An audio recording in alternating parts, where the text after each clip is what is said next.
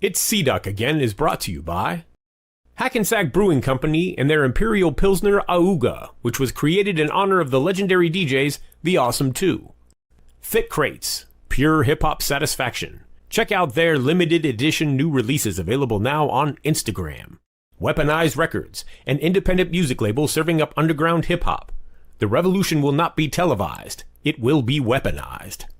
Rap Central Station Mag Paper, the world's first art rap chart magazine. And the Spit Slam Record Label Group. The Spit Slam Record Label Group, a Chuck D situation. Catch us on your favorite streaming platform, on Bandcamp, or visit our official web store at spitslamrecords.com. All releases are available digitally or on CD, with select titles available on vinyl and cassette. The Spit Slam Record Label Group. Throwback to the future sound.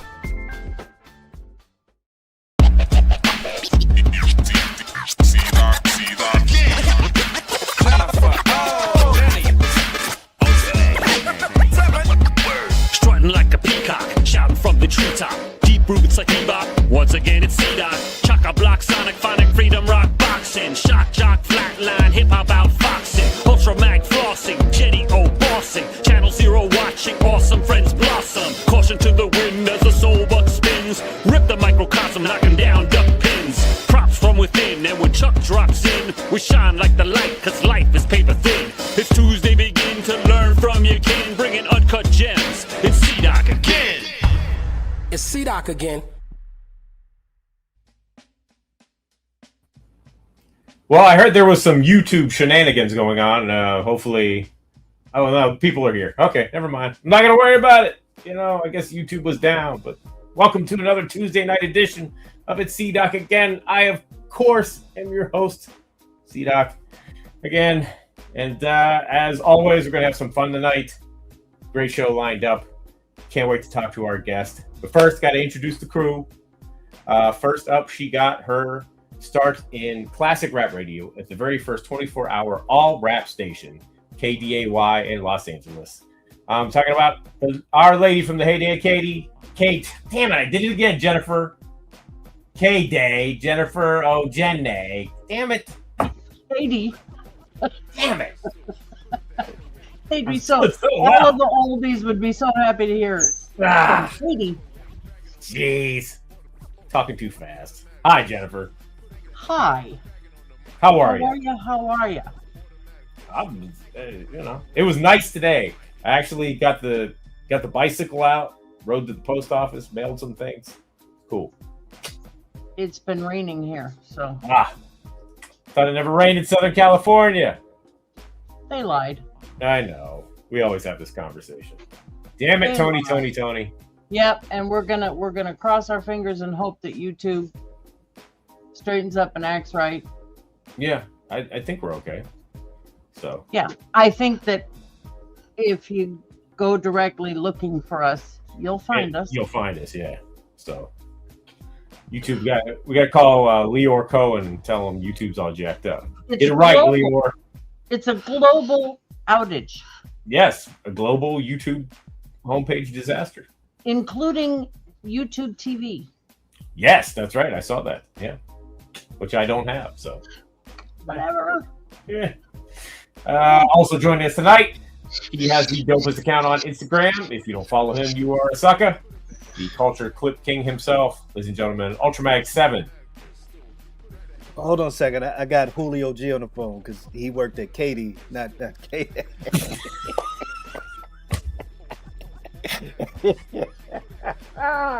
Thank you. Thank you. You know, is what it is. What's up, people? Craig Mick, man? Craig Mick, Russell Peterson. Yeah. Russ Burr. There you Yeah. JJ Jackson. Yep. Yeah. All of F you them. guys. F you guys. No. Yeah. Anyway, how are you, Ultra? Busy as usual, but Okay. It's a good thing. Yes, it's a good thing. It's a good thing. Yes, Yeah. sir. Yeah. Yep.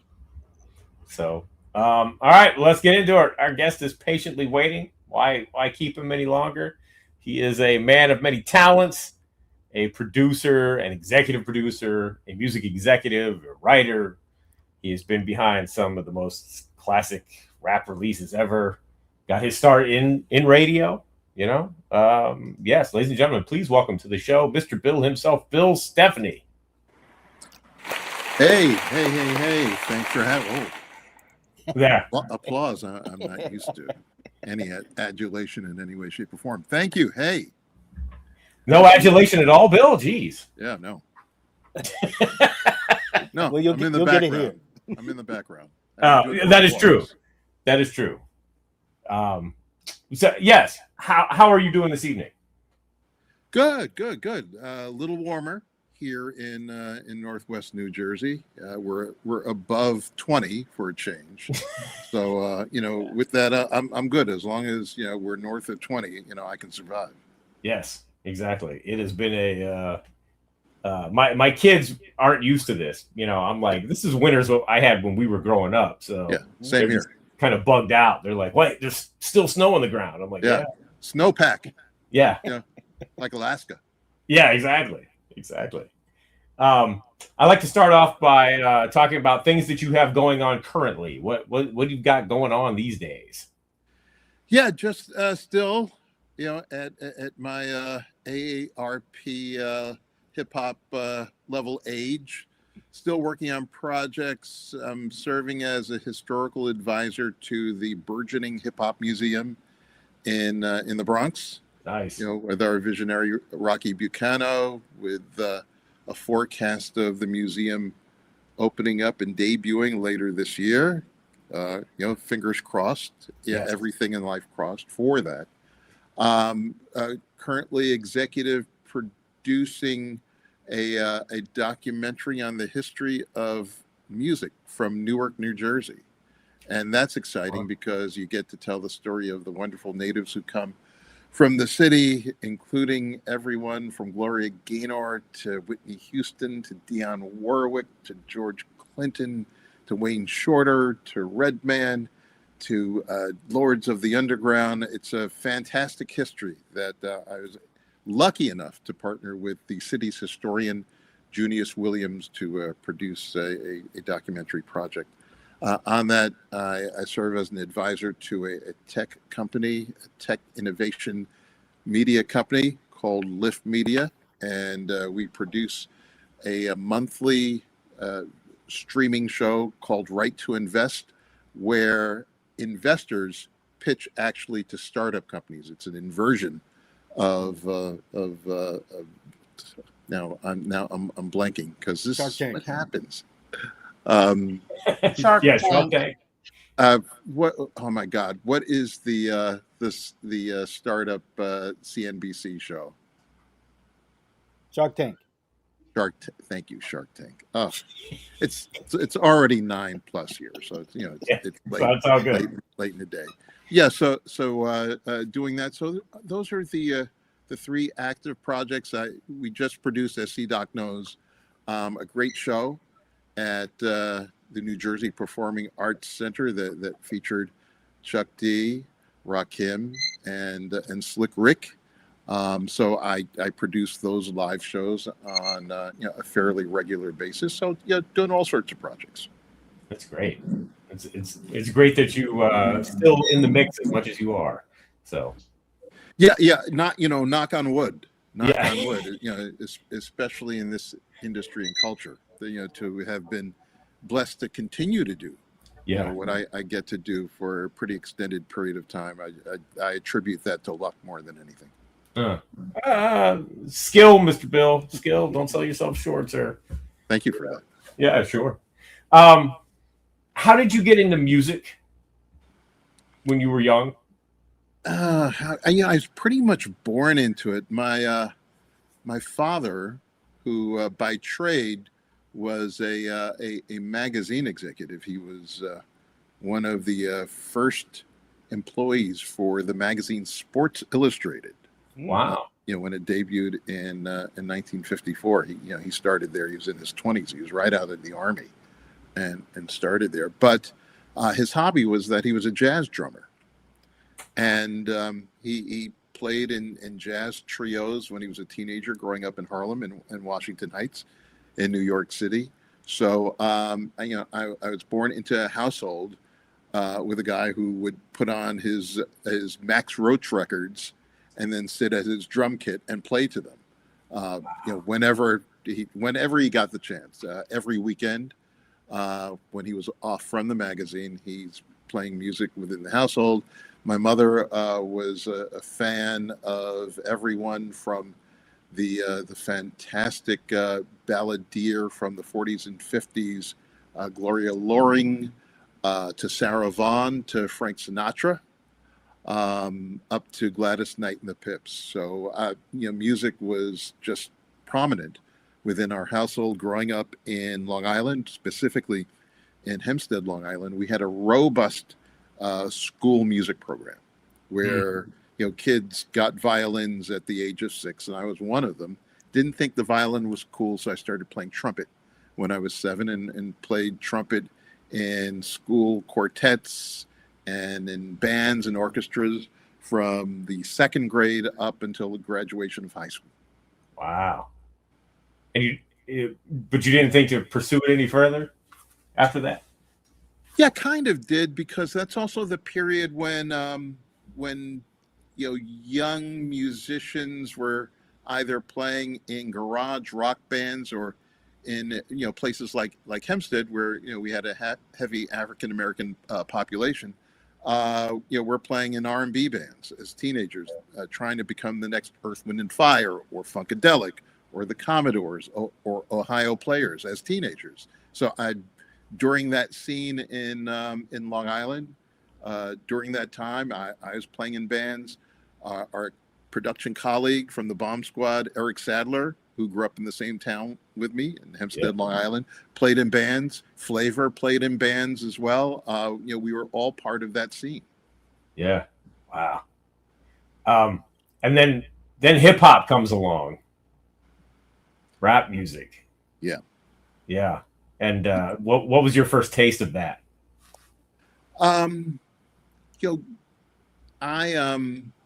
grew up on Long Island, but I was born in Harlem. And from Harlem, we moved to the Bronx, which is where my mother's family, all my cousins, aunts and uncles, that's where they lived, grandparents. And then we moved to Long Island, from that point. So every single weekend of my childhood, almost literally, I spent in the Bronx.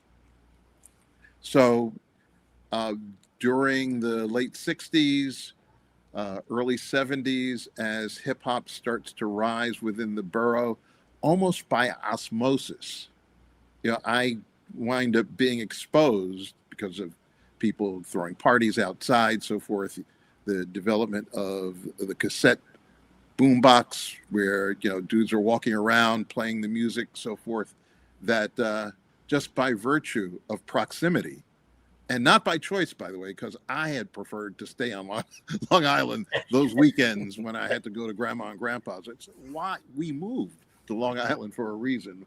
Why are we coming back here? So but that really gave me a baptism in what was developing in the borough at that point. My first formal exposure to the music and the culture was in February of 1978. I was 15 years old. There was a party at Hempstead High School with a DJ and an MC. And I saw this kid, I think his name was Tommy Riley. He's rhyming. He's MCing and he's DJing. And he's rhyming. And I'm looking at him like, do you have a book? Like, what are you reading? How are you doing this poetry, on top of the beats, continually? It's just, it's amazing just to see. I've heard it, again, when I'm forced to visit my relatives, but now I see it happening. And, there was like a vision, and like the rays of the sun hit me at that point that, oh, this is what this is. So from that point on, I've been connected to it and doing it. Yeah. And you decided to, did you go to college right away out of high school? Yeah. I won a scholarship to study media and communications at Adelphi University, sponsored by the Urban League and a rock and roll radio station that was based in Hempstead, WLIR-FM. They were a progressive rock radio station, and they wanted to maintain their license. They were having some problems with the Federal Communications Commission and their license. So they wanted to demonstrate good works. So they created this scholarship, find the local black kid in the New York area who could demonstrate through essay form the importance of diversity in communications. And as I always tell the story, it's clear that they only received one essay because I won the contest and I won the scholarship. And it gave me a full ride for 4 years to Adelphi University and a paid internship, a small little job at WLIR right out of high school. So I'm starting actually in professional radio at the age of 18. Wow. Did you get hooked right away? Well, I was already pretty much a radio nerd. Yeah. Like I listened to all forms of radio when I was, like 10, 11, 12 years old. I listened to obviously R&B radio, soul radio. We had a great station in New York, WBLS, and their lead personality and program director was the legendary Frankie Crocker. He'd come on every day, say, Frankie Crocker ain't on your radio. Well, your radio ain't really on. And he was the big star in our lives and in culture at that point. This is before Eddie Murphy, and this is before Michael Jordan. It's before Spike Lee and She's Gotta Have It. I guess the closest big star, and even he wasn't that big in the mid to late 70s, would have been Richard Pryor. And Richard Pryor to us at that point is an old man and detached from what we were and what we were going to be. So radio and radio personalities, they were really the center point of our culture and our choices for how we lived our lives then. Yeah. Yep. When did you start working at WBAU? WBAU was the campus radio station for Adelphi University. So the minute that I got to the college, I started working there. Oh, okay. From being a freshman, I was a fan already of the radio station, and by virtue of being the scholarship guy, I guess I would compare it to me being an athlete, going D1 and and playing for the basketball team or the football team. So I was like D1 for radio. So immediately red carpet. Oh, this is the scholarship kid who already has a job at WLIR and there, and WLIR is helping fund his education. So of course he's going to be here at the campus radio station. Right. Now, was it did you always have it in your mind that you were going to do a hip hop show? No, not really. So the way things worked back then, you had to learn the mechanics of radio. Right.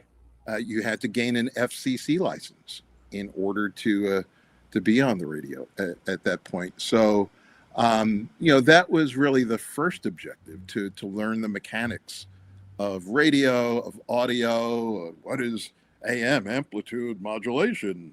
What is FM, frequency modulation? All that stuff. You had to make sure you had a command of it.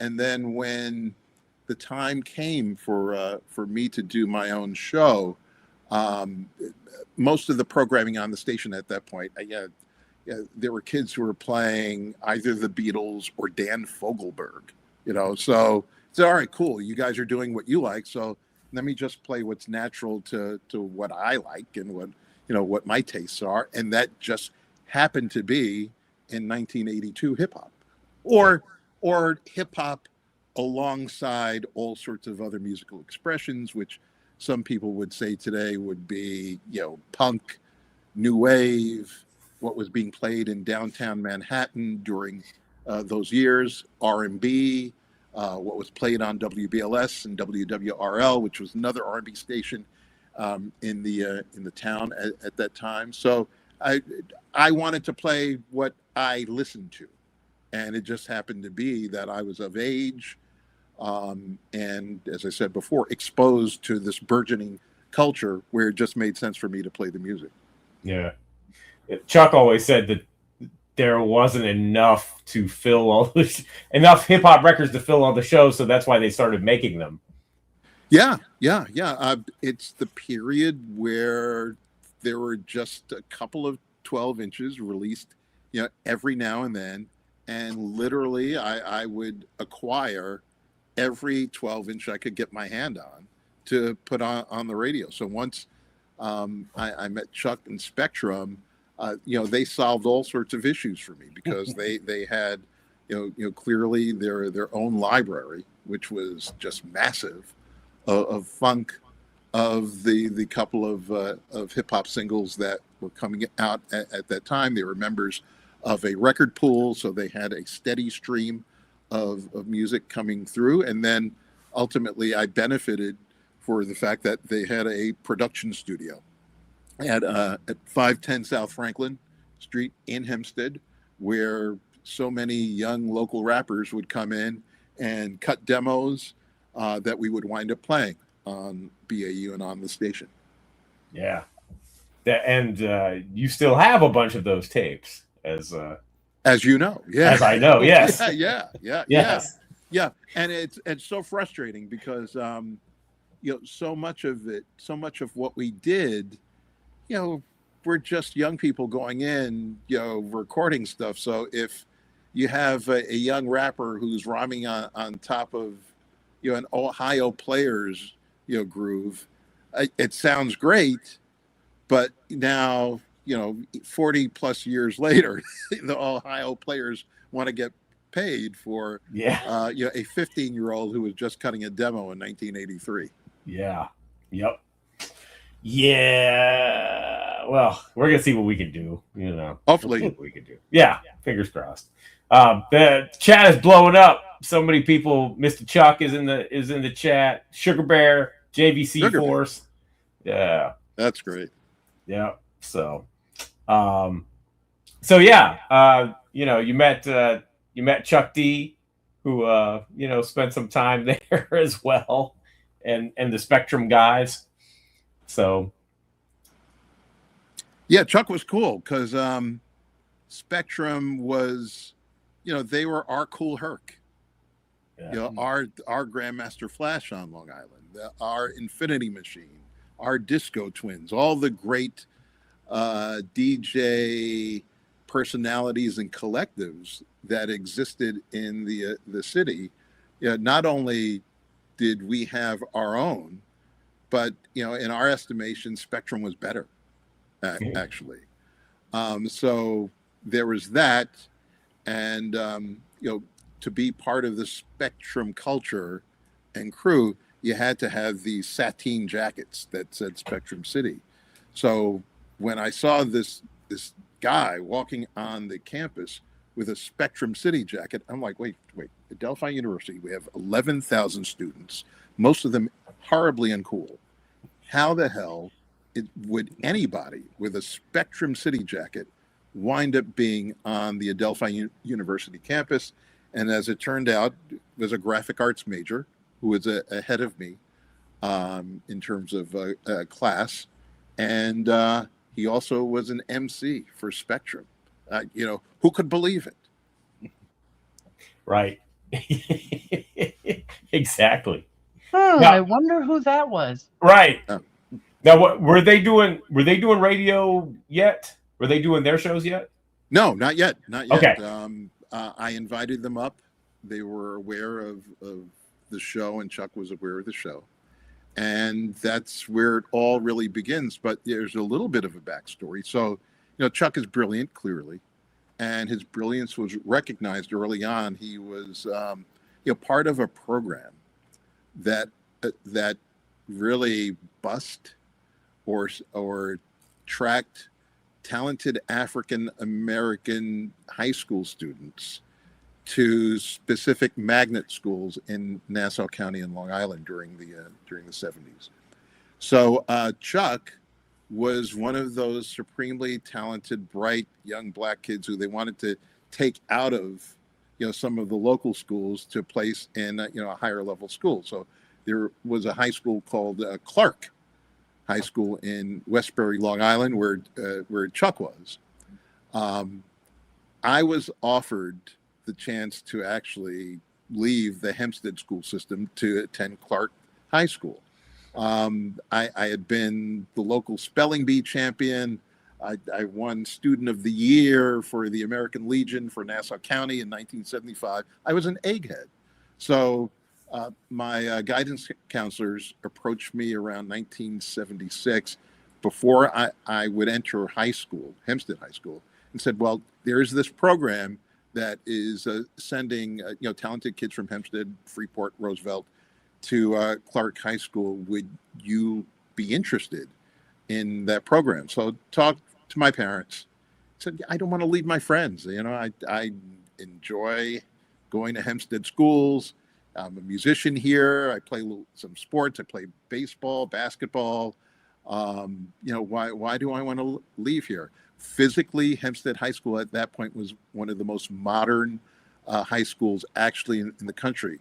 Our high school prior to that had burned down, for whatever reason in 1970. So they built this spanking brand new high school in 1972, 73. So I'm attending a high school that looks like a resort. Why am I going to go anywhere else? Had I made the choice to go to Clark's High School, I would have been classmates with Chuck well before we met at Adelphi, and who knows what would have happened. I probably would have wound up being, some guy who went to Brown, then went to Harvard Law School, then worked at some corporate firm, and I'd be sitting here retired, enjoying life at this point, rather than producing gigs at the New Jersey Performing Arts Center. Well, it sounds to me like you won. You made the right choice. I don't know. Yeah, I think so. I'd like to think so, without question. Yeah, exactly.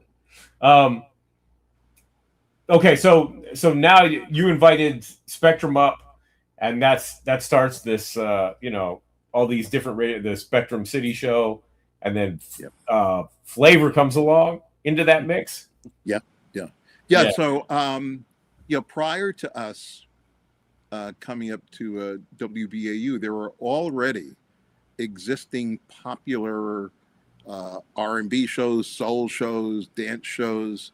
There was a guy named Hollywood Bob Thomas who did a Monday night show that was cool. It was like the WBLS shows. On Sunday nights, there was a more club dance show hosted by Rusty J, Russell Johnson, who was 2 years older than me, also was a communications student, and he was really very popular. He included the music that you would have heard Larry Levan play at the Paradise Garage.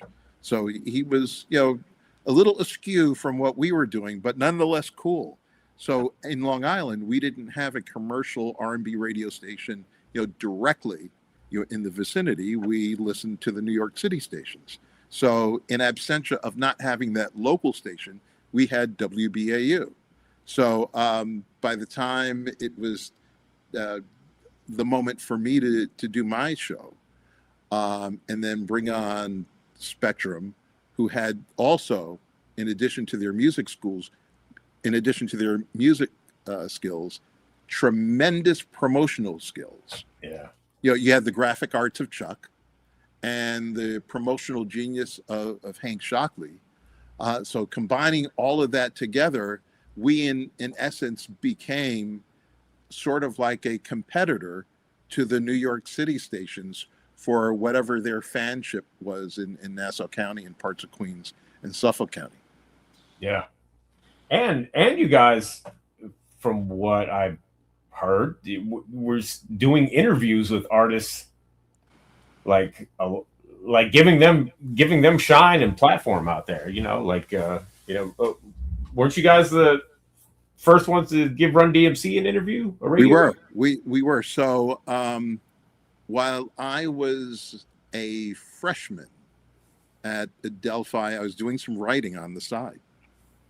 So I had received an assignment from a small progressive new wave magazine that was based in New York City that also wanted to cover the burgeoning hip hop scene that was starting to migrate down from the Bronx and Harlem to Greenwich Village and downtown New York.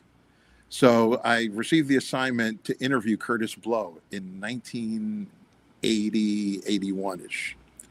And at that point, I tracked down the manager for Curtis Blow. His name was this guy, Russell. Well, the way it was written, it only had one M. So the name was Russell Simons. So I thought, all right, cool. Curtis Blow has a white Jewish guy who's managing him named Russell Simons. I'll just get him on the phone. I'll call from WLIR and let him know, hey, I'm Bill Stephney from WLIR and Delphi University, and I'm writing for, I guess it was the New York Rocker, and I'd like to interview you.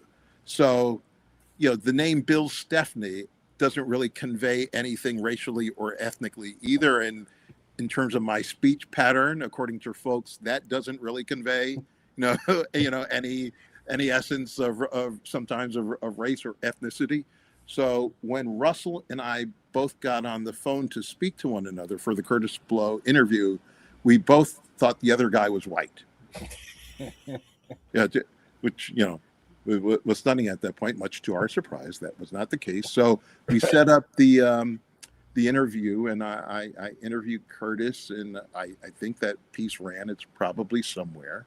I saw Curtis open for The Clash at Bond's International Casino, right around that time, and maintain a good relationship with Russell to the point when his little brother was getting ready to put out a record in 1983, and I had the Mr. Bill show.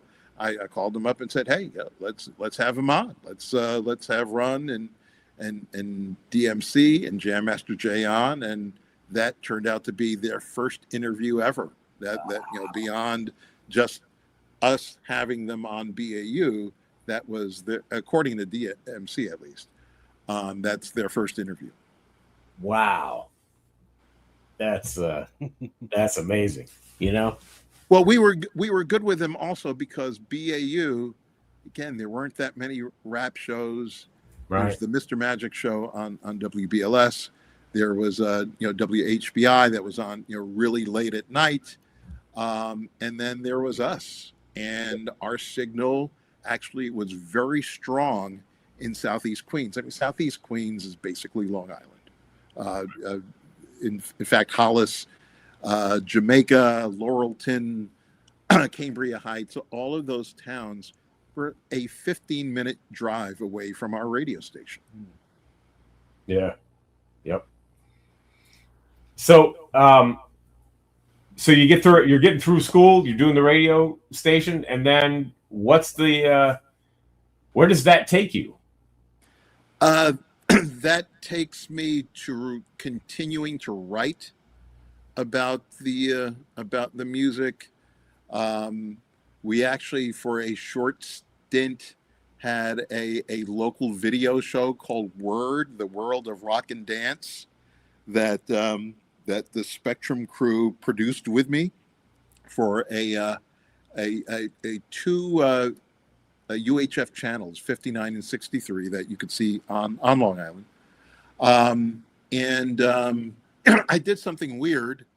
I started to write, excuse me, some comedy and host some, not just host, but also produce for WLIR some live comedy shows with comedians on Long Island, including at that point a 20 to 21-year-old Rosie O'Donnell.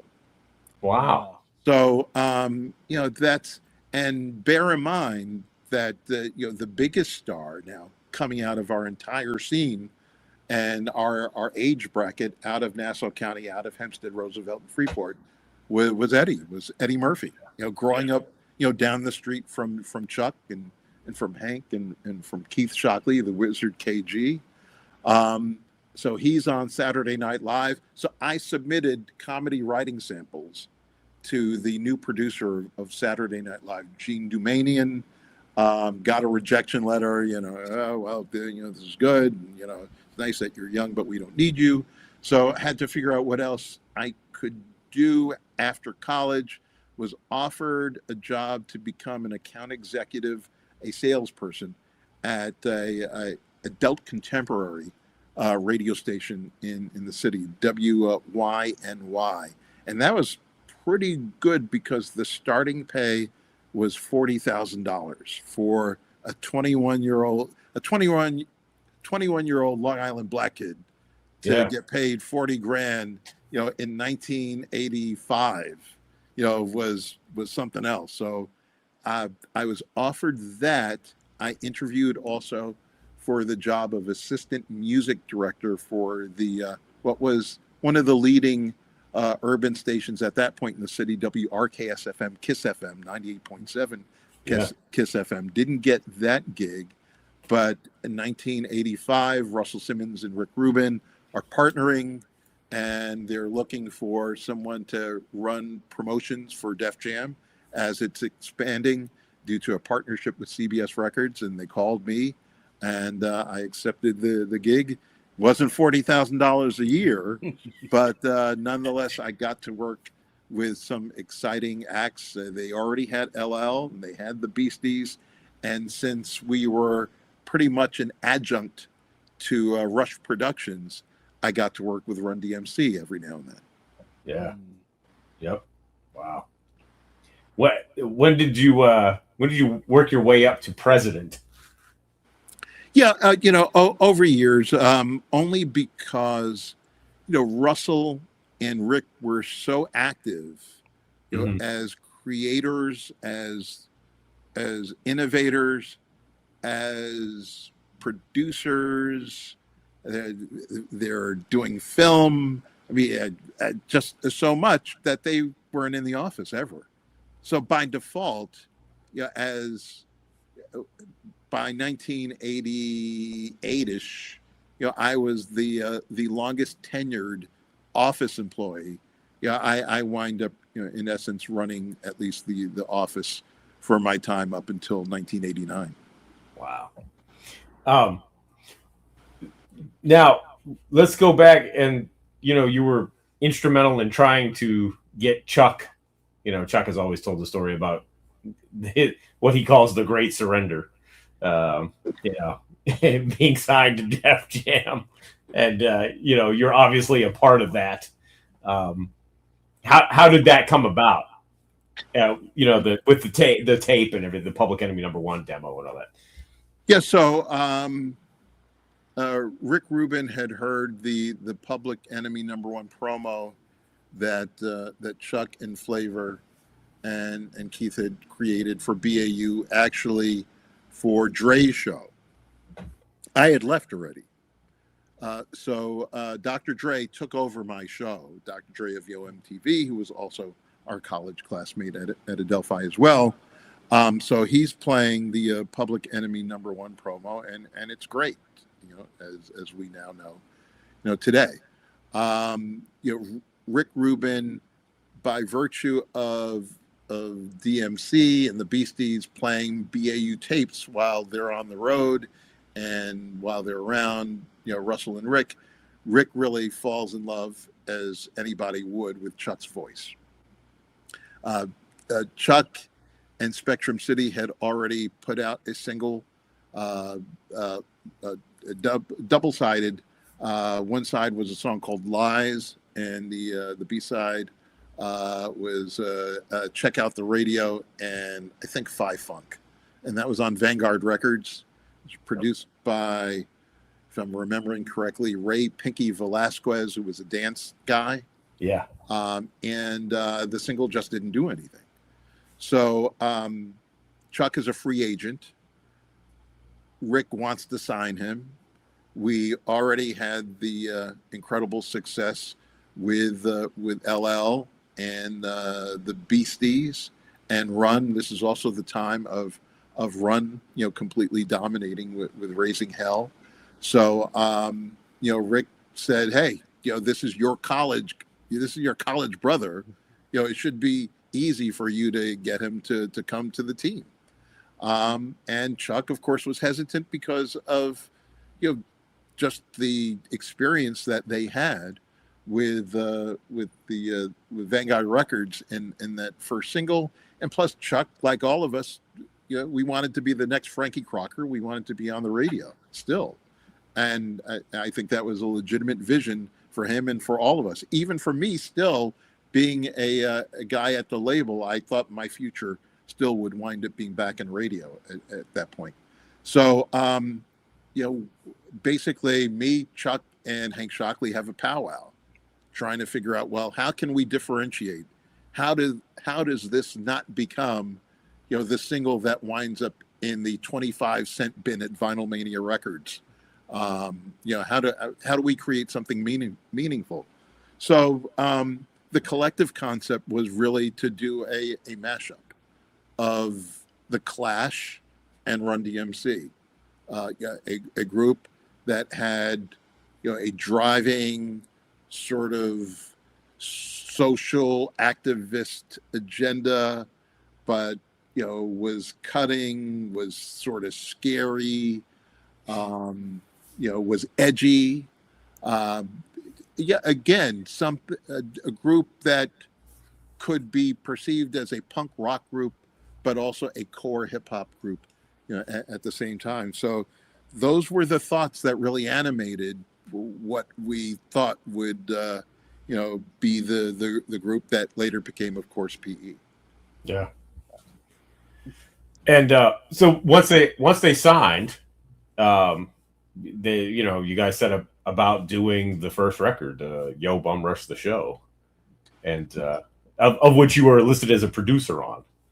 Yeah. And I was in the studio, every night, and it was rough to be the promotion guy for LL Cool J and the Beastie Boys and Orange Juice Jones and his, hit. He has a big hit at that point, the Rain. The Rain. So yeah. to do that during the day and then be at INS Studio as a producer at night. Now, I was able to tap into my music talents as a musician, as a guy who could play guitar and keyboards and bass and could program drums a little bit, and to partner with Eric and with Hank and with Chuck, to just create, that was a dream. But again, it was very taxing to do so. And then as we're working on the first album, from a texture standpoint, it was sort of like a traditional, the sounds were more traditional hip hop circa 1984, 85. It wasn't the PE sound yet. Yeah. So at a certain point in the transition from what we did on Yo to then, Rebel, it's sort of like, well, between me, Eric, and Flavor too, who contributed to some of the programming. He programmed actually on the extra beat remixes for Public Enemy #1. He was using his forefingers to program some incredible beats. That transition from the trained musicians working along with Hank and Chuck to now, more DJ-driven production of Chuck, Hank, and later on Keith, with Eric supporting them, really changed the music trajectory of the group and really refined the noise component of the sonics of the group. And I think it was to the benefit of the group because the sound became much more defined. It was much more derivative from a sampling standpoint of what Marley Marl was doing, with all the acts that he was working with, and was much more in the pocket, I think, with what fans were looking for.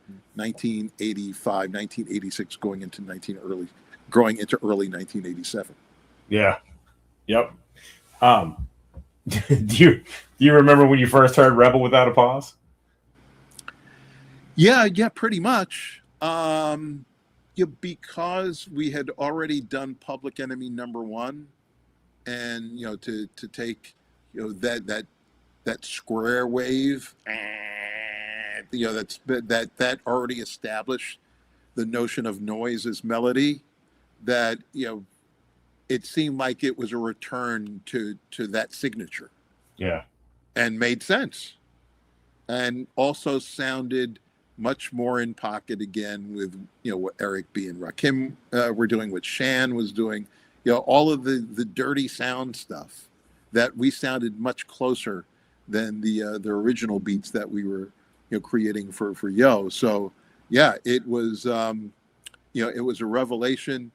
I knew that we had something going on. I think the producer Larry Smith, known for working with Run DMC, with Houdini, with Curtis Blow, said he was at a club, and the minute that they threw Rebel on, there were 7 fights. That just the club didn't go crazy so much with dancing or rhythm. It's just it inspired a riot. So I said, yeah, I think we might have something. Oh man, that's hilarious and frightening at the same time. Oh yeah, it was. I wasn't in the club at that point, which was, right. Yeah. The good thing. I'd go to the clubs and bring a copy of Rebel, then I'd leave because Right. I knew what was about to go down. Right.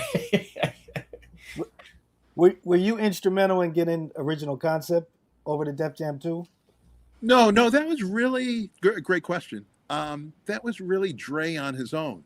Okay. Because after I had known Russell since 1980, met Rick Rubin at the 1984 New Music Seminar. The New Music Seminar at that point was the major conference. As I see the genius has joined us. The special guest jumped in. Yeah, so the New Music Seminar was the major confab conference that we all would connect with each other in the early 80s. Met Rick at the 1984 one. He had just put out on his first release on Def Jam Party Time Records, It's Yours by Tila Rock and Jazzy J. And that was one of the summer records, for that year. Told him I was a big fan, so developed a relationship with him. But Chuck and Hank developed a relationship with him, and Dre developed a relationship with him directly. So original concept, they had created a song, a promo song for WBAU called Knowledge Me that played and was incredibly popular. So Dre would bring the promos and play them directly for Rick. And he developed not only a relationship with Rick, but he also developed a relationship with the Beastie Boys, which led to him becoming their DJ as well. Right. Hello, Mr. Chuck. I got to salute the general. Yeah, the thing. I mean, the co-general. The thing colonel about it, man. I didn't want to jump into the show because to hear Bill speak and tell the story. I mean, it's impossible to tell the story in an hour or 2 hours. And I know this is not going to be one of those things that you see on YouTube nowadays where people are on there like 6 hours. Because, and even if they're on there for 6 hours, I kind of like scratch my head and don't know what the hell they're talking about. But Bill's nailing of the facts and he's far too kind to me. And far too kind. It starts with the chapter of hip hop outside of New York starts with Bill's administrative curation, musical background, attention to detail, love for the music and the art, and culture. It starts from him. Without Bill, I'm not sure how any of this plays out. When they was talking back in the middle of the 80s about how long would this thing last, I heard it ever since, the 70s and records came along, right, Bill? And then every year, the first 5 to 6 years of records, we will always hear that thing like, when will it run out? And we kind of knew that it's not going to go, it's not going to disappear, but it can get knocked off the side of the road. Bill kept this thing on the road, you know. He kept all four wheels off the road. And this has been an art form in the genre that has gone off the road many times. It's been saved by parachutes, maybe big money, and then it still goes off off the road into the ocean. Bill's ability to make sure that this thing stays on the road after it leaves New York City and then the company's there. Without Bill, you don't even have what happens out west at all. Mm. You know what I'm saying? That was the next phase after us. And the Philadelphia scene, they were toying at it. Bill is the guy that whatever happens in the city, and it was already going off the road in the city, and then Russell and Rush, and then later Rick said, okay, now this doesn't have to exist in the city, although that's where the business was. There had to be a person that actually had to be the brains or the grown person in the room. When I first met Bill, he was the grown person in the room at Adelphi, at a radio station, and anything he had something to do with. It was the same thing when he went to Def Jam. We didn't want to go to Def Jam, but Bill was the grown person in that room. So even when Crush Groove came out and they had Russell and Rick, you knew that, well, the grown person in the room that made it all make sense was Bill. That was it. And without Bill, I don't see how this thing would have made it to the 90s. I'm serious. I know it sounds crazy now. I'm not sure how this thing would have went. I'm talking about hip hop and recorded rap music for companies. Because Bill gets into the Def Jam system where hip hop and rap is still a singles medium.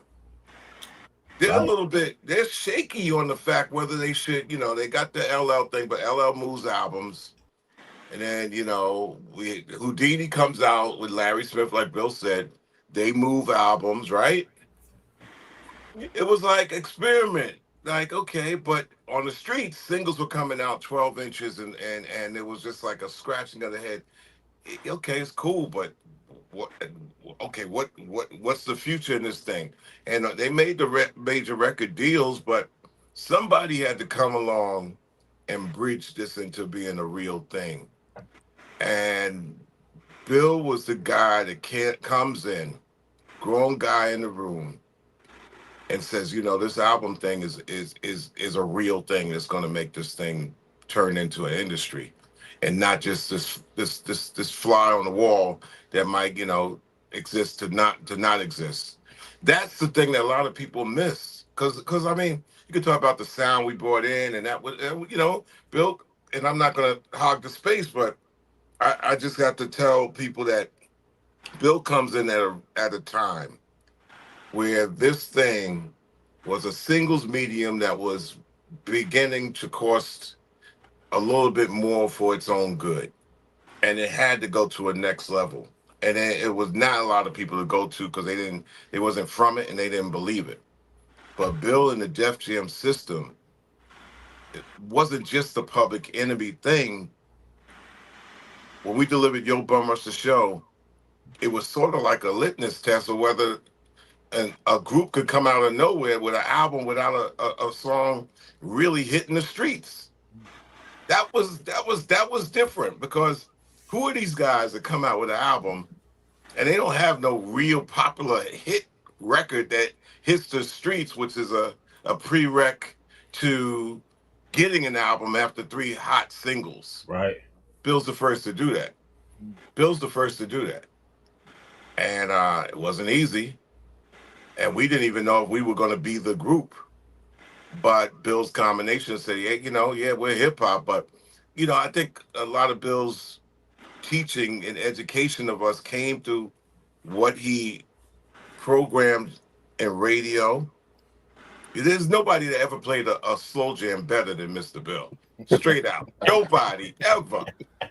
You know, I think that Atlantic Starr just lost their lead singer. He just passed away. Bill Stephney would play a Star Point, Atlantic Starr, a Midnight Star record better than anybody on the planet Earth. And that's hard to do in New York, which really ain't a place built on funk at all. And Bill would say, okay, and that's where us at Spectrum, we would play funk at a party in New York, and it would go over like, and then, you know, we'll try to fit the square funk into a round hole. Well, Bill had the similarity, and he did that on radio. But then when we did the World of Rock and Dance UHF show, there wasn't enough rap videos. Then Bill reached into his eclectic bag and would mix Cabaret Voltaire with King of Rock. And let me tell you, man, that show was infectious. Yeah. It was the combination that Bill juggled in programming that he lent to the beginning seeds on what kind of songs should we write and as this Public Enemy thing. What kind of angles should we hit at? You know, should there be changes in the musical orchestration? Maybe not like R&B, it's like Houdini, but can we go rock change?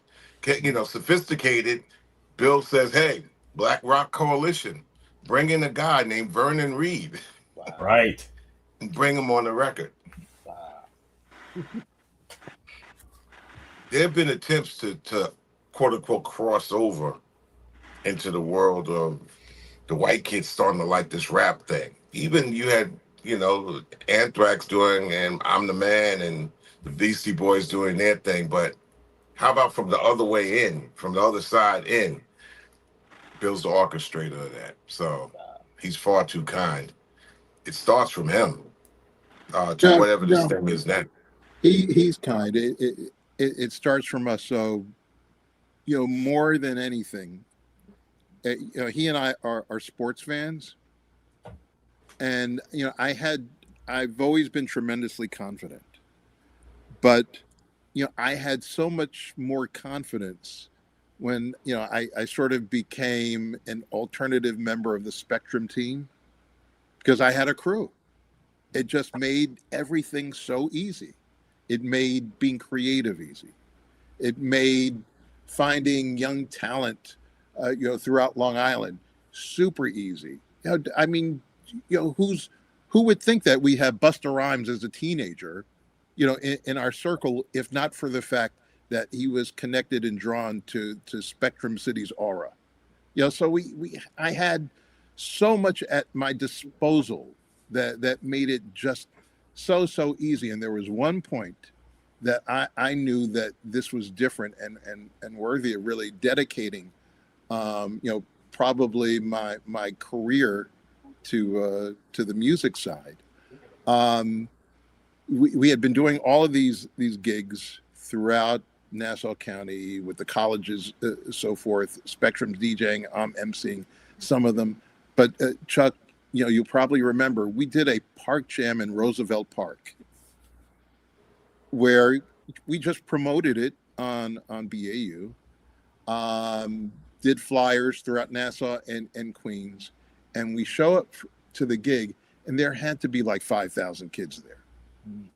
And that was like the moment where, the lightning bolt struck, right? So this is, beyond anything I could have, considered. And because I had a foot in the rock and roll world, by virtue of my scholarship with WLIR and my internship there, and I'm going to Springsteen shows, and part of that world too. My life was bifurcated at that point.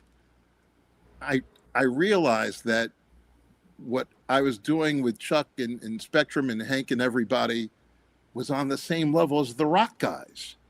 So this is not Luther Vandross and Freddie Jackson. This is, not Wynton Marsalis. This this is reaching levels of where U2 and REM and the Clash where they're at. So how cool and then along with what we're doing, Run is blowing up. So all of this just really combined to give us the foundation to everything that we did. But more than anything, it all flowed from us being the coolest fraternity that probably any college has ever created. Hey, how about when it starts at the end of the Mr. Bill show, which the show that started it all off. We got advice to go talk to Rusty J, who was into his own thing, but it was Rusty J that told me on the Delphi campus, you want to talk to Mr. Bill. Number one, because I have no room for you guys. I'm not into that hip hop stuff, but I don't want to tell you you're a cool dude, Chuck, and whatever. But you want to talk to Bill. And not only was Bill open and he was familiar, but there was a thing that made things, just all of a sudden knowing that we didn't think that Monday was a night where, they only played rap on the weekends and anywhere in New York or whatever. And then nobody ever thought about what Monday was. And Monday was almost like a culmination of whatever that hip hop weekend was. And we said, well, at the end of the day, the best thing about that time, and I always say that in order, before you come up with any ideas or whatever, you have to relish in taking instruction. And that was the thing about Bill. Bill assumed the leadership, just like Hank did in the production end and Spectrum side. I enjoy taking instruction, especially if I didn't know shit about anything. This was exciting. You're getting instruction on this is how it goes. Number one, let me tell you, being a DJ up at BAU, it was daunting because nobody understood what that board was. And the fact that, listen, it was like, what?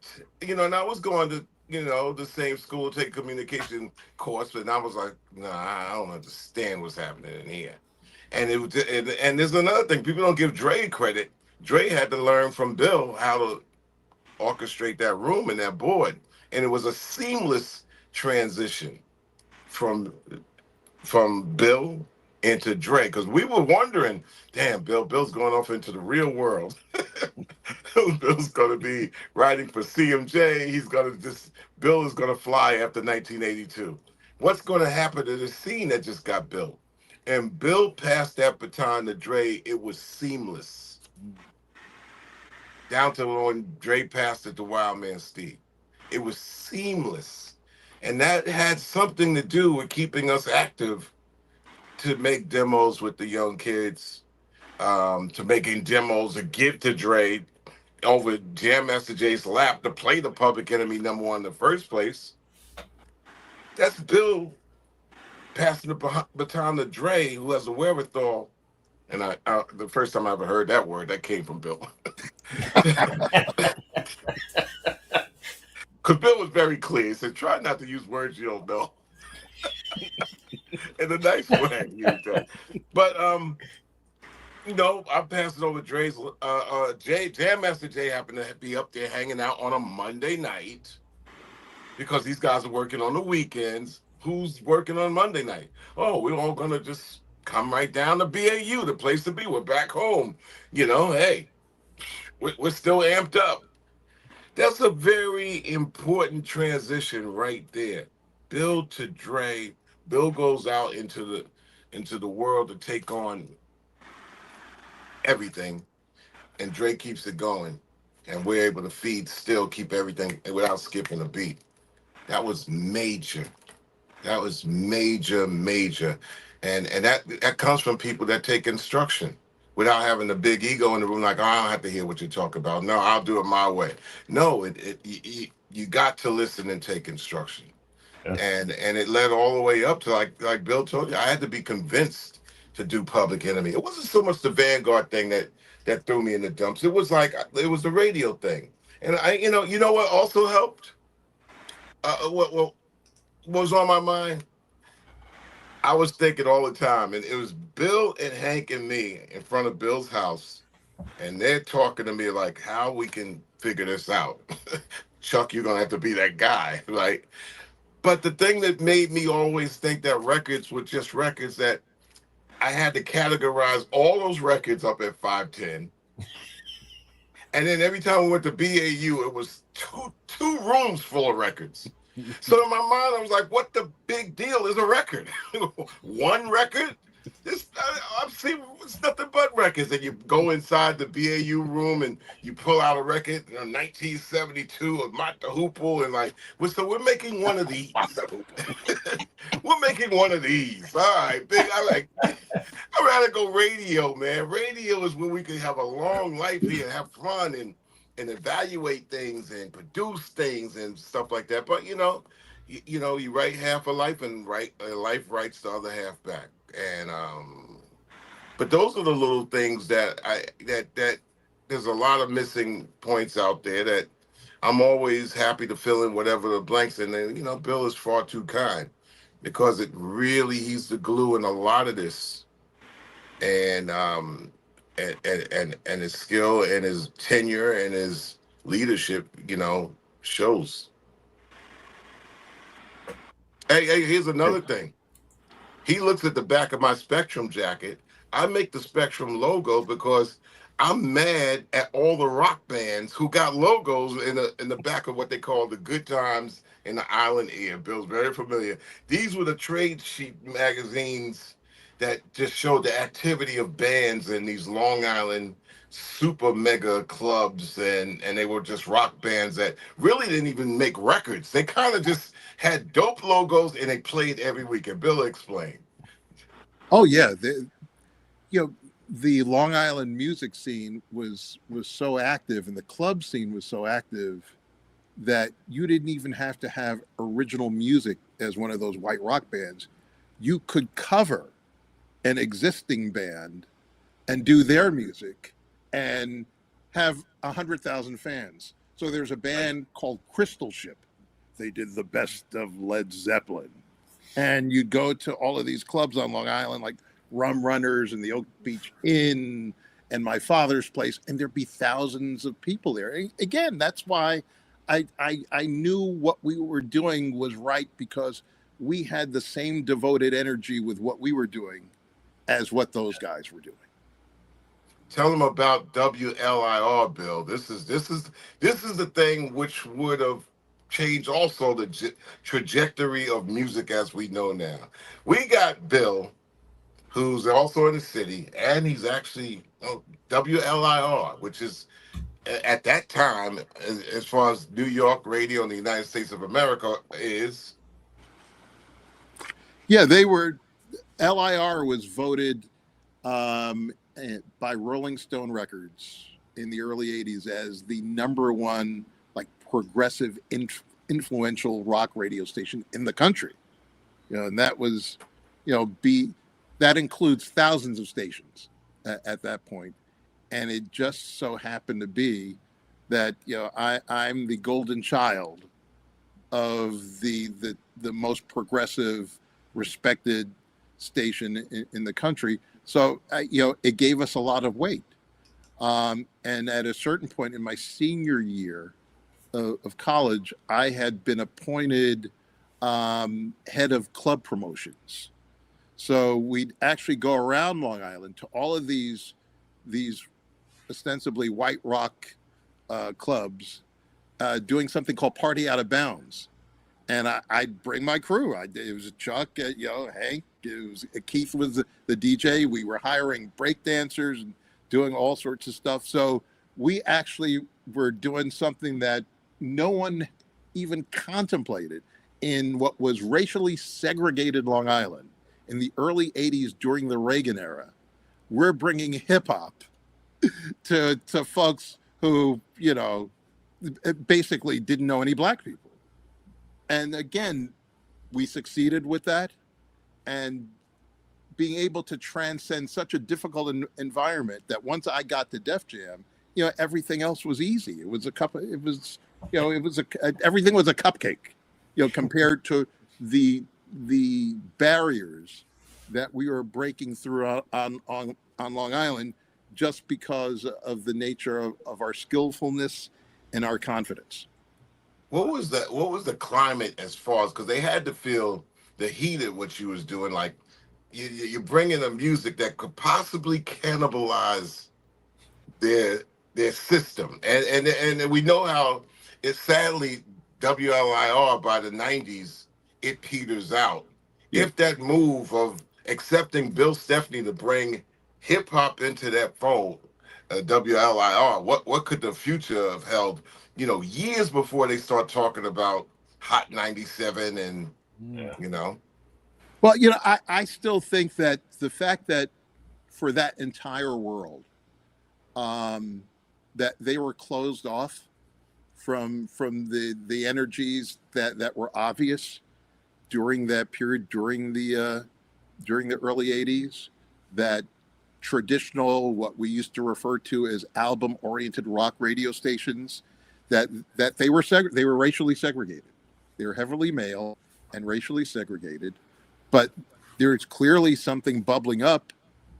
They're playing all of this music that's coming over the pond, coming from the UK, that they're calling new wave and new music, but it winds up being rhythmic music that was just done by white people, and those acts were more honest about their influences of black music than the white musicians and white program directors who were here, who still wanted to maintain the segregation, not only on radio, but on video too, at MTV. So I felt that we had, and I think a number of folks felt, that we had a unique advantage in our own worlds. You could compare it to technology today, open source, that hip hop was open source, that we're playing everything. We're sampling Frankie Beverly and Mays, for parties, but we're sampling Kraftwerk too. Whereas, those folks, no, we're just gonna, we'll play I Didn't Mean to Turn You On, not if it's done by Sherelle, but if it's done by Robert Palmer, replicating, the segregation of the 1950s.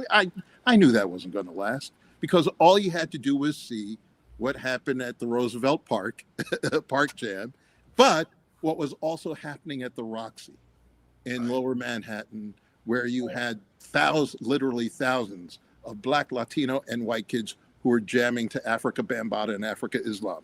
This was a revolution happening that they ignored to their own peril. Yeah. Wow. Yeah, all this is just is the backdrop floor mat before Public Enemy. It's just such a gigantic story before PE that people want to say, hey, listen, there needs to be a 4-part series. The three parts of before Public Enemy is a thing inside itself, because the energy there, you couldn't put it in a bottle. In a lot of situations, they never did put it in a bottle, because it was intangible. It was like, how can you explain it? Yeah, the easy thing to explain is like, here's a group, it's on Def Jam, and it's pretty dope, and it comes after Run DMC and the Beastie Boys. So, I mean, that was something that wasn't easy, but we had a great blueprint, and I felt confident as I went around the country and then went around the world, which definitely was a whole different labor of an existence that lasted a long time. I had the best confidence back in headquarters in New York, where Bill and Hank and I felt that we were protected. Yeah. And throwing in the genius, give them their due of Russell and Rick, of that Def Jam logo. As a great philosopher once said, Def Jam tells you who I am. That we had just a cultural imprint. It was unstoppable. Yeah. Going to places like I would get inspiration of places before I even went there, like Bill Adler, would be at his desk, and he would have a stack of unread Melody Makers and New Musical Expresses on his desk. And I would actually take them and like ask Bill, hey, can I take this home? And Bill is like looking at me, he's like, nobody is touching these magazines. And you're the first one to ask it. Yeah, sure. Yep. And I would read. And one time I opened up a Melody Maker and I saw Scott Ian at the Rock Gods of Donington concert. And it looked like it had 120,000 people in the audience, and he's wearing a PE shirt.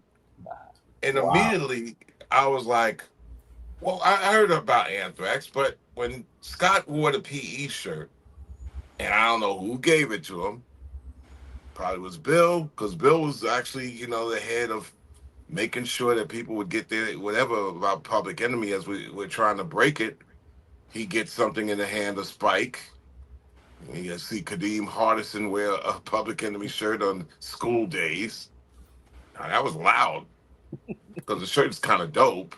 It's kind of significant, designed right. And then I see Scott Ian with a white T-shirt playing at this gigantic concert. So that sticks. It stuck. It was like, wow. Well, if I never picked up the Melody Maker, I never would have saw the picture. So, and you're writing about things that are different. And that stuck with me then as we were commissioned to do this song that Bill says, hey, Rick needs songs filled up for this movie he's putting out. And he's just finished putting, well, not movie he's putting out, but has the soundtrack.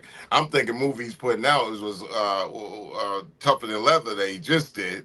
Right. And we had Terminator X: The Edge of Panic placed in it, and I remember, but the year before it was like, okay, come up with a song for it.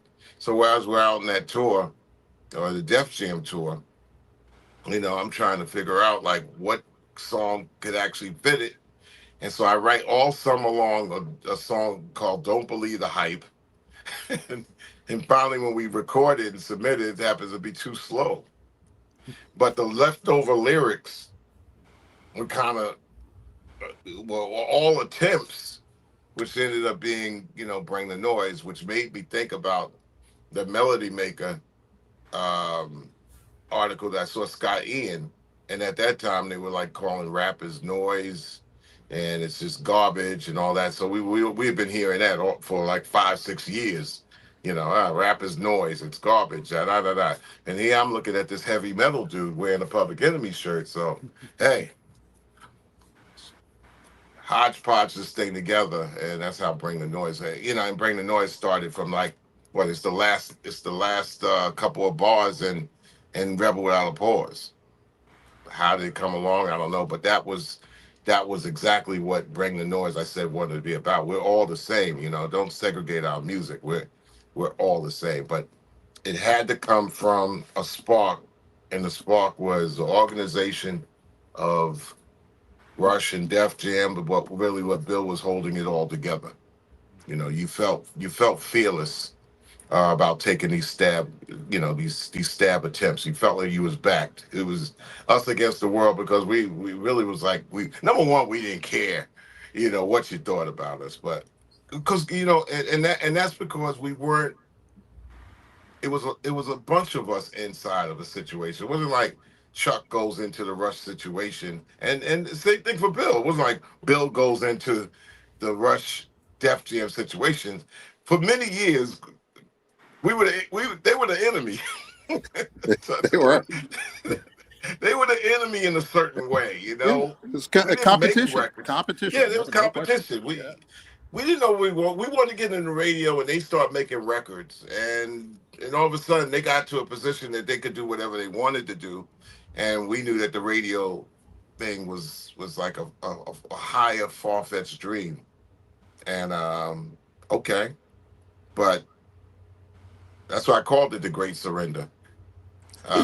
Bill and Hank gave me an ultimatum, and I'm signing the thing. I'm like, here we go. If you can't beat them, join them. That type of thing. I think we just did the Kevin Durant thing, before it was known.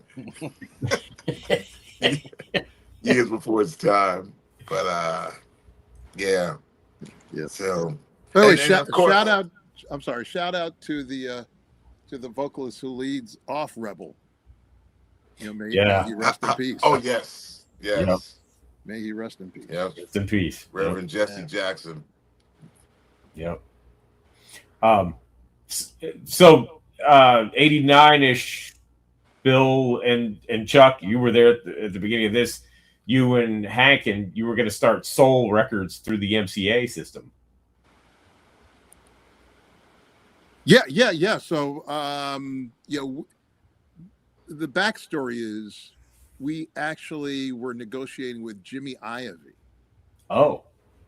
Who was going to, along with Irving Azoff, was going to start a mega company in which he was going to create record joint venture deals with 3 production collectives.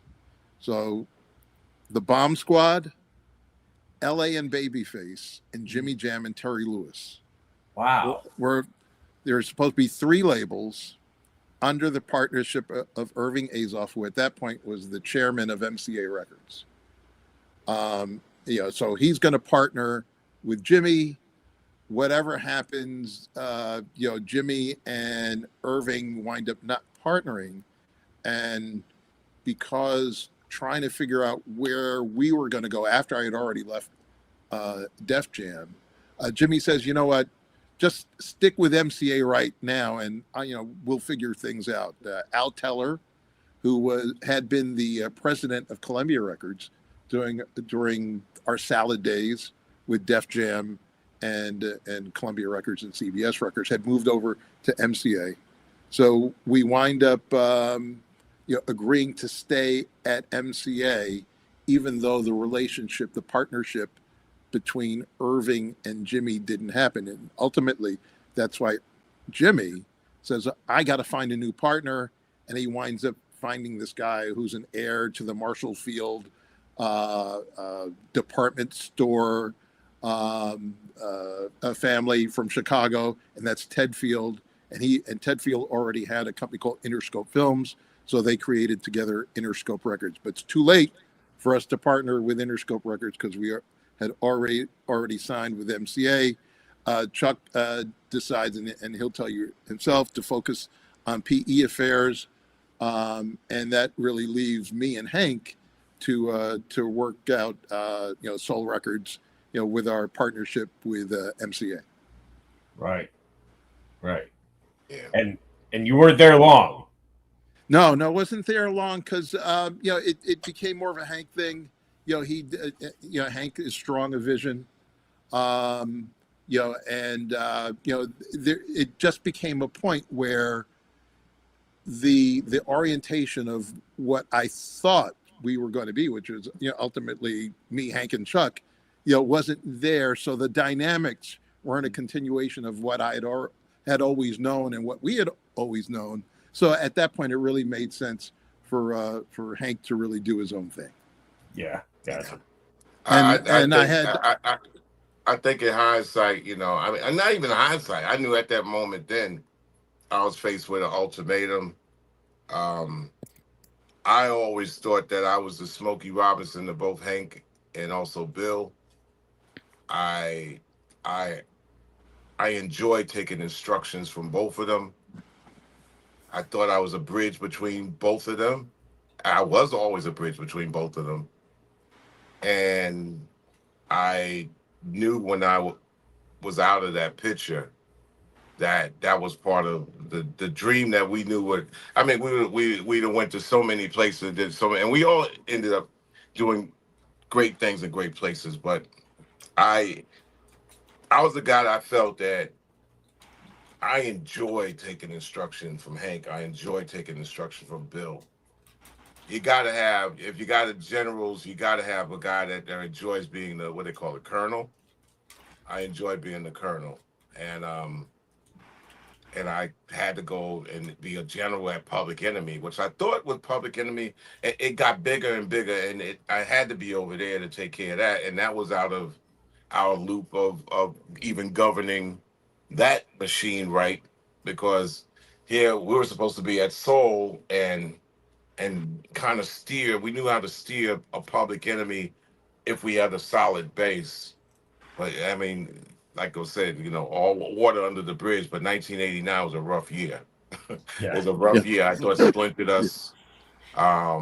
We don't have to go into it any further, but it was a rough year, and it was one of those things. Yeah, we persevered, but I thought I was an important third cog to making that work. And once I was out of that third, I was like, yeah, I mean that's Yeah. not how it was designed. We're a three-legged stool that lost one of the legs.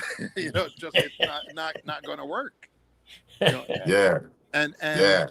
I was lucky at that point because then the Hudlin brothers, Warrington and Reggie Hudlin, wind up doing House Party, and they come to me and they're figuring out their next projects. So they're in the Tribeca Film Center, and their offices are next to the company Miramax. Without getting into all the Weinstein stuff, they had a connection there. So they approached me about doing film stuff, and I had the experience from working with Chuck and PE and Hank and Spike on Do the Right Thing. I had the experience with working on Tougher Than Leather, with the music there, and with Less Than Zero. So I started to develop at least a little bit of a command of understanding how the film business and music integrated, somewhat. So the Hudlin brothers connect me with the Weinstein brothers, who had just put out their first black film called A Rage in Harlem, and they needed a marketing guy. A Rage in Harlem starred Gregory Hines, Forrest Whitaker, and Robin Givens and Bill Duke. Yeah. It was directed by Bill Duke. It was and Danny Glover. Danny Glover, yeah. It was an interpretation of a Chester Himes novel, and Miramax had an entire white staff, and they needed somebody to help with marketing. So Warrington recommended me, and I wound up having an office for 3 months, next to Bob and Harvey Weinstein, who were basically film versions of Russell and Rick. So I'm a fish in water again. This all makes sense to me. So after that, then the Hudlin brothers do a 2-picture deal with Paramount Pictures for 2 projects, a cartoon based on the late great comedian Robin Harris called Bebe's Kids, and then bringing Roosevelt Long Island back into the fold. They wind up fashioning a deal to direct and produce a film with Eddie Murphy called Boomerang. And I get to be the music supervisor, music producer for Boomerang, and come up with the very easy decision to hire LA and Babyface to do the soundtrack. And the rest for that was history. I mean, amazingly enough, last Friday, my wife Tanya and I attended a New Edition tour stop here in New Jersey. New Edition, Boys to Men, and Tony Braxton. Boys to Men and Tony Braxton were both on the Boomerang soundtrack. And so to hear some 34 years later, basically the crowd singing along to the song Love Should Have Brought You Home Last Night, where Tony didn't even have to sing it. That's a main Boomerang song. And then Boys to Men end their entire night set with the song End of the Road, which for us was a #1 song for 15 weeks from the Boomerang soundtrack. Again, I was blessed and lucky again. Wow. And then you got to work on CB4. Yeah, I go from Boomerang to now working on a hip hop version of Spinal Tap with Nelson George and Chris Rock. So yeah, I just the amusement part of my life just continued at that point. Paul Mooney. How about Paul Mooney? Yeah, that was right. So you start Stepson Music? Yeah, started Stepson Music shortly after leaving Soul. Tom Silverman of Tommy Boy Records, come to me, and I'm getting all sorts of different offers. Like I was supposed to well, at least I was interviewed to replace the record executive John McClain at A&M Records, who was responsible for Janet Jackson there, and just so much. He had gone over to Interscope, so the partners at A&M, Jerry Moss and Herb Alpert, interviewed me to take his position, of which I said, I don't know if I want to do that. Chris Blackwell, who was the owner of Island Records, interviewed me to take over black music there. I said, I don't know if I want to do that. And then, the funniest lunch I've ever had, Rick Rubin brings me to a lunch with David Geffen. Because at that point, Geffen Records did not have any black talent and any black executives at all. So there were conversations about me starting the black music division there. Didn't know if I wanted to do that. Tom Silverman came to me and said, "Hey, let's do something together. We've been friends for over a decade. Let's do a partnership." So we do Steps on Music, and it's during my time working on both Boomerang going into CB4 that I'm going from the Mondrian Hotel across Sunset to the Comedy Store every night to check out Paul Mooney scaring white people out of the club at 2:00 in the morning. And I said, and Rick Rubin had put out an album on his new label on Deaf American Records with Andrew Dice Clay. Right. He actually had an album called The Day the Laughter Died, which was genius and hilarious. And that inspired me to say, well, why can't I do, my own version? And, who would be better than Paul Mooney, who scares white people out of clubs every night? That's fantastic. So your little bit of comedy, that you were trying to get off the ground, it came back into play. Yeah. Still had that thing, in me of always wanting. We always had, by the way, a foot in comedy. Yeah. Mr. D here, won't be explicit about it, but he has one of the greatest sense of humors, of all time. Look who's talking. He writes. He does a comic strip. He does a comic strip with very few words and very little art. It happens to get moguls pissed off at him. Yeah.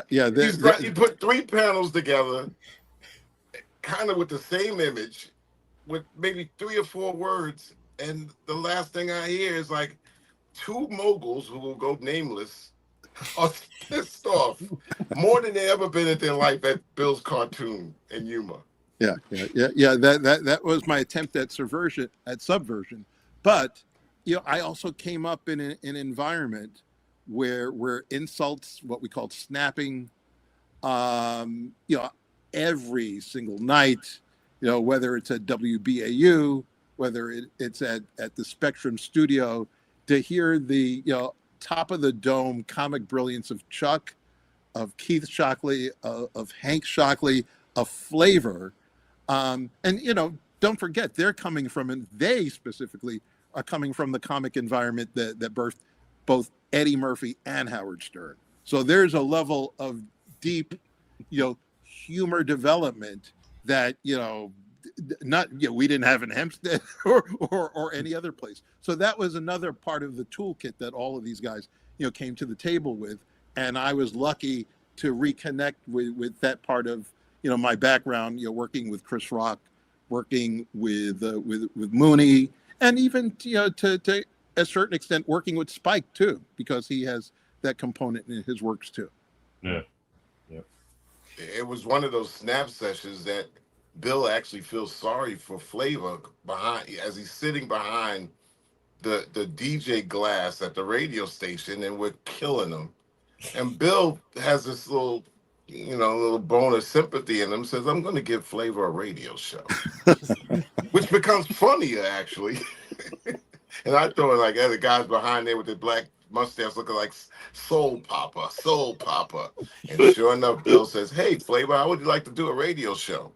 Nobody would ever even consider. This is a guy that they barely let into into the radio station building, period. And Bill found, once again, he just found something in Flavor that nobody saw. Gives Flavor a radio show, and that's the first time I saw Flavor's head swell up and get big, because nobody could tell him anything. They had doubts in him, but Bill said, hey, listen, you show up at 10 o'clock and give you a show from 10 to 11:30. You bring your tapes and tell me which records to play. And it ended up being one of the most successful radio shows on WBAU. And this is at a time where Gary B has their Who Knows What show, right? And he goes on the Howard Who Stern. knows what? Yeah. And a lot of people, back then the rating system was, well, I mean, the only gauge that you could tell if somebody's listening to your show is phone phone calls. So back in the day, you had these phones with 6 or 7, 4 or 5 patch bay lights. And I mean, what was the mathematical statistic, Bill? Like, when a person got a call, like one call meant that. I mean, they used to have this weird. Yeah, equation they used to say that one call, represented like 1,000 listeners. There was, some sort of metric that folks used to use. Wow. Yeah. And then Bill would come, and then Bill's show would come on, right? And immediately it's like 5 lights there, and all 5 lights would not even blink. It would just be straight lights, and they would look at the phones and they're like, how could this be? And it would be like a show would go off at Monday, like 8:55, and at 9:55, and Bill's show is coming on at 10 after a news break. And the 9:55, the phone call comes in, and like 9:45, and that person has the show on before, rush to the phone. Hey, yeah. Yeah. What song would you like us to play and all that? And they would have that rating system. Then Bill comes in, lays his bags and his books down, just in the back of the console. And the minute that Bill steps into the radio station, all the lights light up, and they don't even blink. And they're looking at this phone is like, what are you doing? But it's impossible. How can all those lights just be on? It can't be people. And sure enough, they're ready for Bill's show at 9:55. Wow.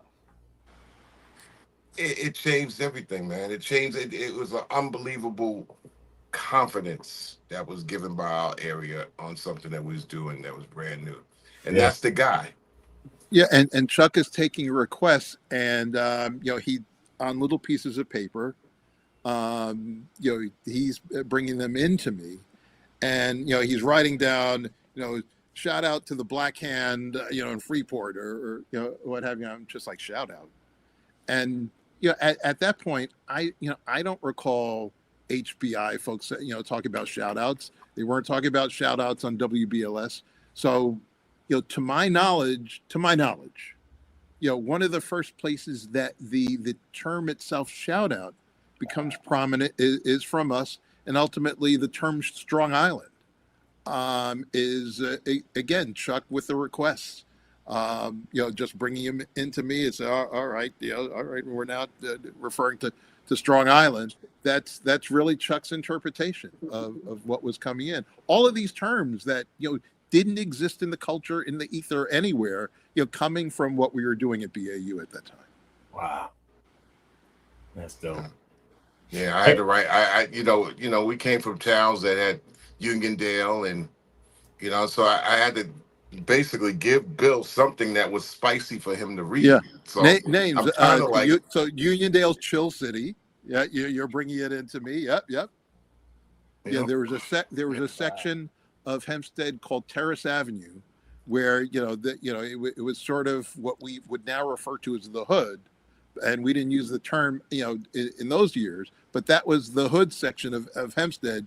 So the term Termiteville, which would be considered inappropriate today, clearly, but nonetheless, there were people taking pride in the fact that, my name is Born Allah from Termiteville. I want to say to Chuck D and Mr. Bill, that sort of thing. Yeah. Wow. Brings back warm feelings, man. Oh yeah, yeah, yeah. And Flavor was great. He had a briefcase of cassettes of his work, that would jangle as you could almost hear it in the background when I was on the air. Mr. Bill, play this, play this. So the song that he had done in the 510 studio called Claustrophobia Attack. Yeah. On top of was it? I think FOP by the Ohio Players, which was good. We had continued to dismiss him before we even played anything from Flavor. He already had a fan club with fan club membership cards for the Flavortrons. This is prior to me even having music or a career. Now that's a level of confidence that even we didn't rise to. Big up to Sugar Bear out there too. Sugar Bear. Yeah. Sugar Bear was out there, and yeah, man. Yeah. Mr. Bill, I gotta ask before we wrap it up. I gotta ask about Stepson, and you signed a couple of acts, the Troubleneck Brothers. Yep. Yeah.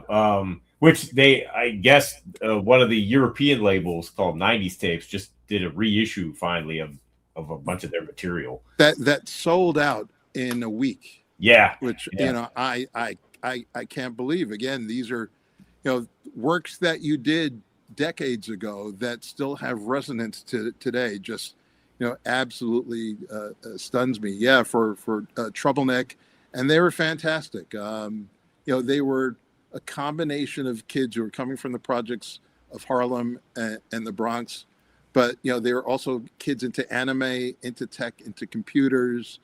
There, and ultimately, if you're familiar with the website Support Online Hip Hop, SOHH, that was launched by one of the Troubleneck brothers and his wife, Steve Samwell, who went by the name of Blunt as one of the members of the group, and now he and his wife they have a new company, a new product called Tapioca, which is incredibly interesting. Yes, yeah, I got to talk to them about that. Yeah. And then you also signed Miss Jones. Yeah, Miss Jones, who's a radio personality to many, but ultimately, you could almost consider Miss Jones as the East Coast version of Nate Dogg, because she became one of the hook queens. Yeah. Singing for AZ, for Big Pun, for Dougie Fresh. She's in the One More Chance video for Biggie, singing on the hook as well. There's that great clip of Suge when he starts to confront Puffy or Diddy at the Source Awards. Well, for that specific Source Awards, I had bought about 50 tickets, through Stepson for staff and for the artists. And we were able to get Miss Jones as one of the presenters. So when you see that clip of Suge, challenging Puffy, if you don't want the producer all in the videos, you'll see Miss Jones behind him. And that was because she was there promoting her her second single, Where I Want to Be Boy, which actually did rise up the chart and did quite well and plays in different film and TV shows today. Yeah. Wow. Yep. Bill, a lot of things are going on with streaming, and it seems like there's fireworks at every turn right now. It's from the Spotify's to the Universal owning the AI companies and getting into the investment of Suno. And I mean, where are we right now? In a nutshell, February 2026, looking at the not just the soundscape, but the sightscape, because AI is a monster, and we have our opinion on it. But what's yours? Anybody's guess, man. Of where it could go, or where it could not go. I think we're all quite aware that over the course of the past 25 years. Our relationship with technology, with art, culture, expression is far different than what we were doing on 90.3 FM, which is cool. This is this is what happens. The technology that we were working with in 1982, 83 was far different than the technology that the world was dealing with in 1930 and in 1940. So technological changes are natural to the state of humanity, and it's how we navigate them that either allows us to thrive, survive, or dive. Just you're no longer relevant because the technology has rendered you irrelevant. I find it interesting. There's some discussion and controversy this week over a video that via AI that places Brad Pitt fighting against Tom Cruise. Yeah. Which I find interesting because much of what we see in terms of energetic AI content, either via TikTok or YouTube Shorts or Instagram, seems to be folks taking that which is already established, a Michael Jackson video, and creating some different alternative version of that video, or of Tom Cruise, that in many respects it seems like sampling, where the newly developed technology still has to go back to get something that's rooted with people in order for it to resonate. Wow, that's a great way to think about it. Back in the day, they used to have we saw many a seminar, and people kind of fueled their tanks that way. I mean, we don't see these things today. No. Showcases for the last 20 years has just been showcases, if that. I mean, where are the minds that, because we see it in technology when they get together, they have their TED Talks and they think tank together. We see it in sports where ownerships and general managers get together and they figure out how to take the future. Where's the think tanking seminars for the future of music right here and right now? Just where are the minds at? Where's the administrators? Where are the curators, administrators, nuts and bolts people like Bill Stephney? Yeah, that's my question too, man. That, like you said, we find it on the tech side, and most of my career over the course of the past two decades has been spent really in tech, more than it has been on the music side. I spent about 4 years working for a fintech, as their marketing guru. I'm currently a senior advisor for a tech media company called Lift Media that produces content for either innovation startups focused on innovation or climate change, because that world of innovation and iteration that we used to know on the music side, in my view, and I think you're giving some sense of it from your side, Chuck, that it simply does not exist. It's sort of like, it's like the Titanic hit the iceberg and folks are just trying to keep from sliding into the ocean, and someone's doing a remix of "Nearer My God" to Thee, on the deck as people are just praying to save their lives in the music business. That there isn't any sense of how we can navigate the existing technologies and the forthcoming technologies to sustain an industry and sustain a culture. Last question I want to ask is, like, it seems like just like it was a time where everybody would, you go to see a show, and in the early parts of the century, or maybe the late part of the last century, and Steve Harvey makes the joke of, well, I went to see an act and every single person had a mic. You flip on your phone, every single person seems to have a podcast. Mm-hmm. How do podcasts survive? Because they seem to be like increasing by the 100-fold every week. How does this grapple for the marketplace? How do we see something surviving in that without being a spectacle? Yeah. How do we get spectacular back into the narrative instead of spectacle, which we know is always the lowest hanging fruit that just is about numbers? Yeah,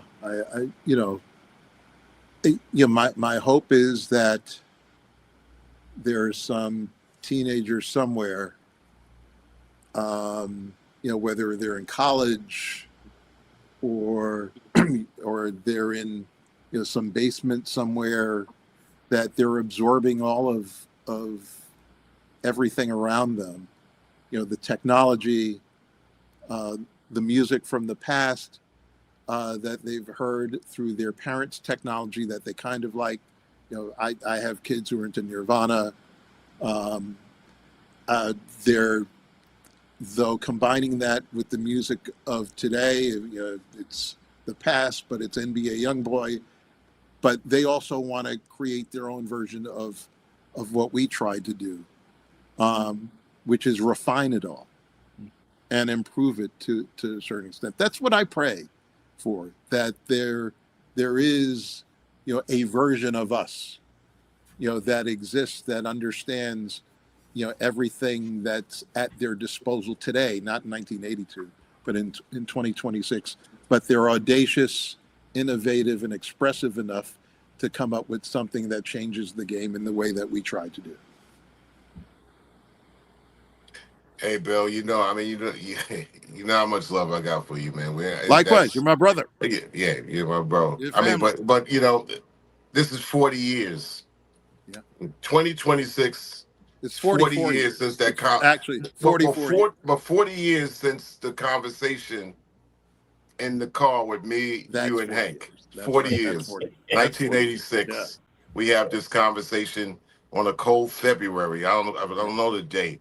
The cold February night in 1986 about why should we do this? 40 years ago. 40 years. It's amazing.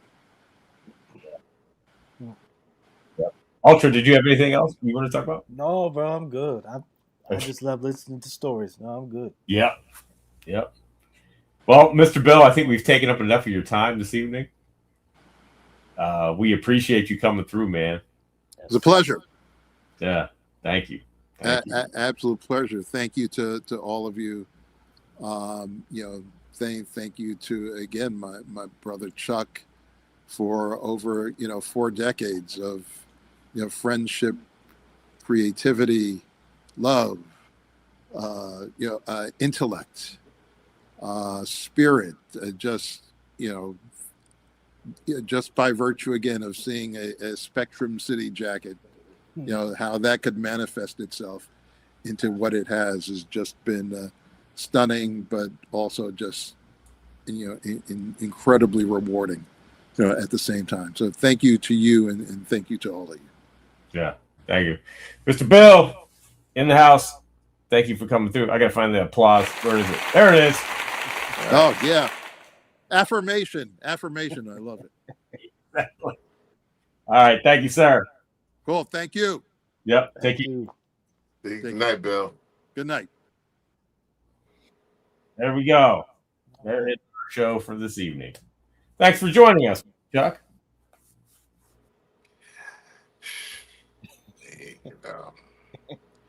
Your best friends are the ones that, even if you don't talk to them for a while, you pick up where you leave off. Exactly. I've been picking up where I leave off with Bill for 45 years.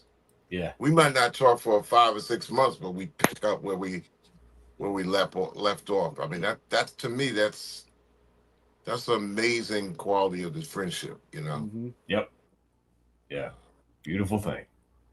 Yep. I think I'm going to appear with him with Nick Sansano in April. And actually that'd be I think around the same week that I have a project coming out called Dope with John Dinsmore, something that is very close to some of your skill set area, Mr. C-Doc.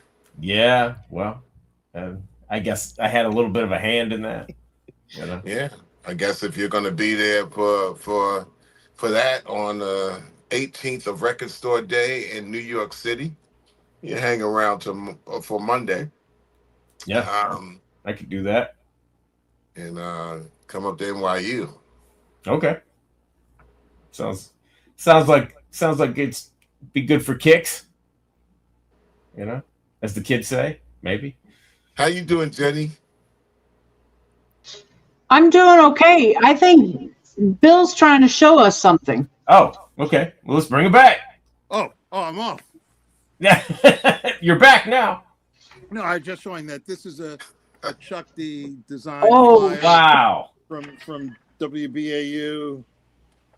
Trying to see if I there was one thing I had here that man Bill, I can't see. Bill is also featured in the debut issue of the Rap Central Station magazine. Yes. And one of our sponsors here. yeah, and the second edition wrapped it yesterday. So it's making some inroads. Another one, Chuck D. I'm gonna make it bigger here. There we go. Oh yeah. Work with Chuck D. I think I remember one with that transition. We had a party that night, and actually it was the turnover from. Yep, there it is. The world of rock and dance. Yeah, wow. Yeah, this is all the work of the genius of Chuck D. All the stuff that you could do AI in a matter of 3 seconds. It's amazing. 3 seconds. Yeah. Absolutely amazing. But that's it. Just wanted to show that. Thank you again. Thank you, Mr. Bill. All right, take care. Thank Thank you, Bill. Yeah. Okay, now I got to get us back to. There we go. Regular view. Hey, I came in with a skill set in art, and I'm not saying I introduced it to C-Doc, but anything you show to C-Doc, Doc comes in and becomes a mastermind with a grandmaster. Because what Doc does in now album artwork and pristine design and juxtaposition, I mean, one of his many skills. It's like he's the octopus of the industry. Well, you guys set the bar. I have to, I got to get there. I got to get there. It is, man. Look at that. Yeah. Shout out. Wow, that's show nice. This, but Chuck, wait a second. Wow. This is the cosmonauts, but just you wait. Shout out to Rhett Maddox. Rhett for the hookup. Really? Wow. Yeah. Oh, that's right. Yeah. Oh, Triangle? No. Check it out. Check the blacks out. Jennifer told me about him. I want to see it. Whoa. That's crazy. Right? Nice, yeah. I've been staring at it since I got it, going, how did they do that? Because you can see there's a definite line. Yeah. Yeah, it's better. It looks better than LSD. It's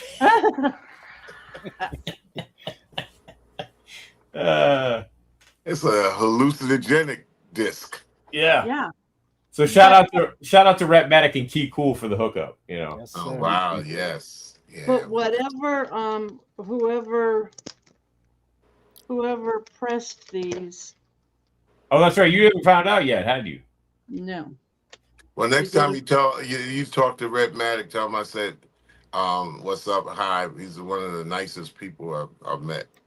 They gave you a big shout out on the last episode. Oh wow.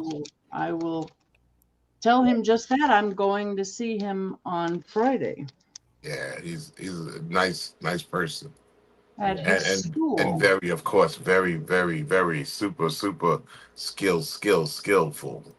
Bro. Yes. Dre Mays, I think C-Doc and I discussed it ad nauseum. Yeah. We kind of think that like they just took they cut the regular puck in half. Yeah. A black puck and a speckled puck. And that's our best guess. yeah. But both of the albums are these giant 2 LP. That's dope. Yeah. Very dope. Yeah, shout out to One of those Right. questions to Bill about podcasting. There's so many podcasts out there saying and doing the same damn thing, man. Whether it's sports or it is the way. Once somebody finds out something is doable, and then once they find out it's lucrative, then you're not going to get them off of Yeah. that conveyor belt. Yeah. They're going to be like, yeah, we're going to break. But I just think that when it comes down to so many different areas from A to Z in hip hop, in the music industry, in the area of it can't just all just be like simple visual, and that's it. And you're going to just talk for 2 hours about something that the next person's talking about. Right. Well, but you also Even if don't it want to takes, be. You also don't want to be Vlad. No, not at all. yeah, well, that's what you call lowest hanging fruit. Right. Who can't pull down the lowest hanging fruit of drama to get eyeballs, to get attention? Right. But then what they've thrown in there, they threw in fact, you could get some numbers. What it's going to be monetary after that. So Yeah. you're not going to stop that. But it reminded me of like in the beginning of the '80s where I guess this thing of DJing and MCing was kind of overstood. And so everybody went and got turntables. Everybody went and got microphones. And then when they, the same thing manifests, because people are trying out things. But I just think that diversity, man, I'm saying we need shows like this in the industry, more diverse shows, like somebody that just seriously talks about art, design, vinyl. Yeah. And that's it. It's great also knowing that Soul Buck does his thing. And last night when he put on, he went through the Bill Stephney, catalog, I was like, whoa. Listen, Bill Stephney musical associated catalog show. Wow. Makes sense. It's a different show. Yeah. As opposed to somebody who's getting up there DJing spinbacks, because I just think it's so much to be done with this music that's great, that we need the right podcast, but not everybody just delivering the same thing over and over again. To me, it's just like it flatlines, and that's no big pun intended towards my good brother Flatline. Right. I'm talking about flatlining as a real term. Right. Shout out to Flatline, who had a new episode of Hip Hop Guys this evening, so go check that out. Yeah. Yeah. There's something to be said, I think, for especially like this show, one of the guests that's coming up probably in April. Their DJ, she didn't want to do a podcast until she realized. I said, listen, tell me what are we not, is there some kind of a beef that I don't know about that we're not bringing up? And the minute I found out, that's not what we're here for. Yeah. Let me tell we you, don't care. If I was about doing, I would come up with many ideas for different podcasts, and some of them so edgy to make you go, ugh. Like, for example, and I'm just not saying that this is an idea, but it's different, it's diverse. I would do a hip hop show on deceased people. Yeah. It stands out to be different, whether you feel great about it or bad about it, and a guy that comes along and calls himself maybe, Dr. Morbid or whatever, you know what I'm saying? Like the Grim Reaper, Grim Rap, all he talks about is rappers that have passed on. Yeah. That's a show that I would watch. I was like, you know what, man?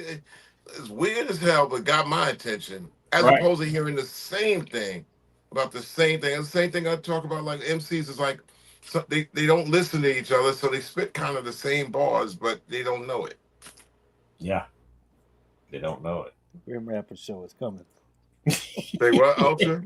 The Grim Rapper show is coming. It's coming. Yeah. Something out into the world. There it is. Hey, listen, something different. My man Chris Payne is trying to do. He's doing I think a show where he's a cook So he's, Yeah. you know, we know Raekwon is a chef as far as a Wu-Tang legend in another sense, but you know, Chris Payne is a chef because he actually cooks food. Yeah. Mhm. Yep. You know, Shout out to Chris Payne. Shout out to the other hip hop chef, Dylan. yeah. And the first time I met Dylan was in University of Florida in Gainesville, Yep. and I met Gillen cooking on a hibachi. Yep. He was the cook on a hibachi. You know, it was Mm. different. It's Yeah. different, and he keeps that as his narrative.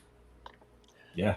I'm going to meet some of Dylan's friends this weekend down the Jersey Shore to do a podcast. So perfect. Ah, Something excellent. different, man. Something different. That's what makes a network cook. But you know, I mean, I be watching a lot of these. I mean, I be just skipping by and like, okay, this person's going to talk about this, and they're not really moving product, which is kind of whatever.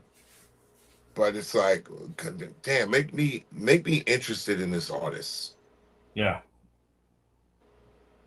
Yep. And this is what makes this show like this beautiful. It makes, and also like this. Let me tell you, it's not just the artists from the 90s, but I think, like I said, the artists from the 80s have, like they say in upper west, they got hella stories. They got hella stories. Hella stories. Yeah. And the fact that a lot of them have now realized that they could, you know, keep making recordings. They need, and we need, and the genre needs the amount of writers, service people to support these works. Yeah. Most definitely. You know, that's why when I saw that, you know, that album opened up, I was like, wow, I got the same feeling that I got from watching a Blue Note documentary or something like that. Because you got people out there, they're wearing T-shirts with Paul Chambers album covers, you know, Reed Miles albums. You know, now it's become just a fashion statement of something that comes up out of the aesthetic of 1950s, 60s jazz. Yeah. Without you even digging the music. Yeah. It's just the whole style around it. Well, we got the same thing with this. Just has to be curated better. Yes. That's my take on it. You're exactly right. The curation is everything. It can't be treated as disposable. Hey, listen, man. Everybody got to do something, and people want to be entertained. Yep. Yeah. And they don't want to be like kind of like disrespected when they give the time off to entertainment. This is what's happening to a lot of sports. You know, if the players don't feel like playing, how the fan gonna be happy about that? Right. The fan said, I bought a ticket to see this player versus that player. Oh no, they're just sitting out. Load management. Yo, I bought a ticket to see this artist give their all to play these songs or whatever, even if they don't play the song. I want them to at least show up. Oh, they don't show up. Yeah. What? Yeah. How long am I going to be interested? Yeah. Right. How long am I going to be interested? And the thing is what's different from in the past is that if you're whack, somebody's going to fill that time up on what they want to fill their time up with, as opposed like, oh man, they're whack. Now I got to kick rocks and walk home. No, no. You're whack. They're going immediately to their phone and going to engage themselves in it for hours. You know, it is whack, but you know, as a matter of fact, I'm going to go to Suno and make my own record. And I'm going to get on there and talk crap. And I'm going to talk crap and poke the bear on this artist that in the past I couldn't get in touch with them, but now I got their Instagram. They didn't show up, and I'm gonna poke the bear and just keep coming at them. And so now the people could get entertained really quick on the lowest hanging fruit. Yep. Yep. But I think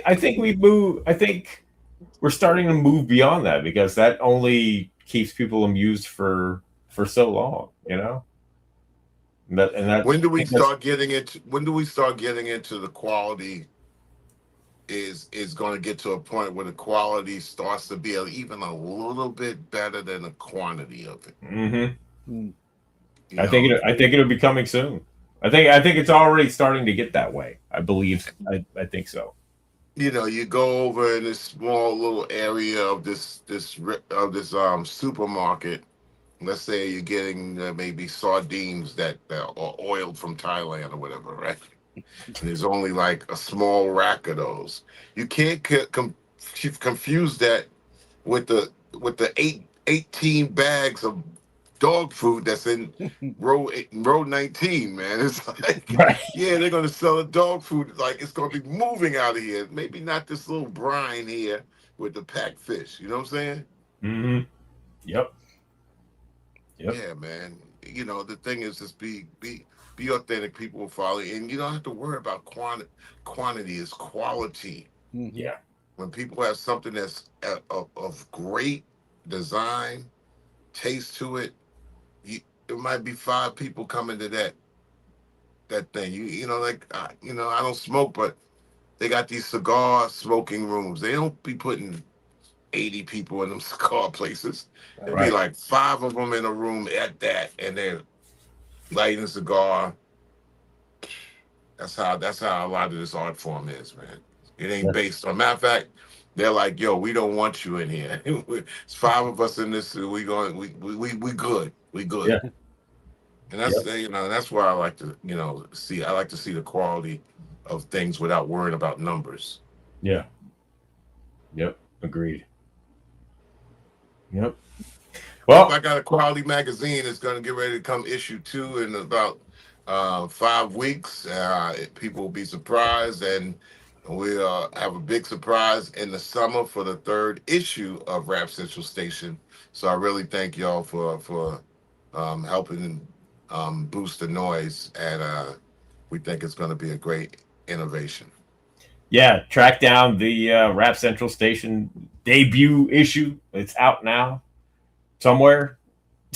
It's out there somewhere. Hey, DJ Joey Joe, let me tell you. He said there's some good podcasts out there on YouTube, IG, SoundCloud, and Twitch. You just need to search for it. Here's an idea. Check this out, right?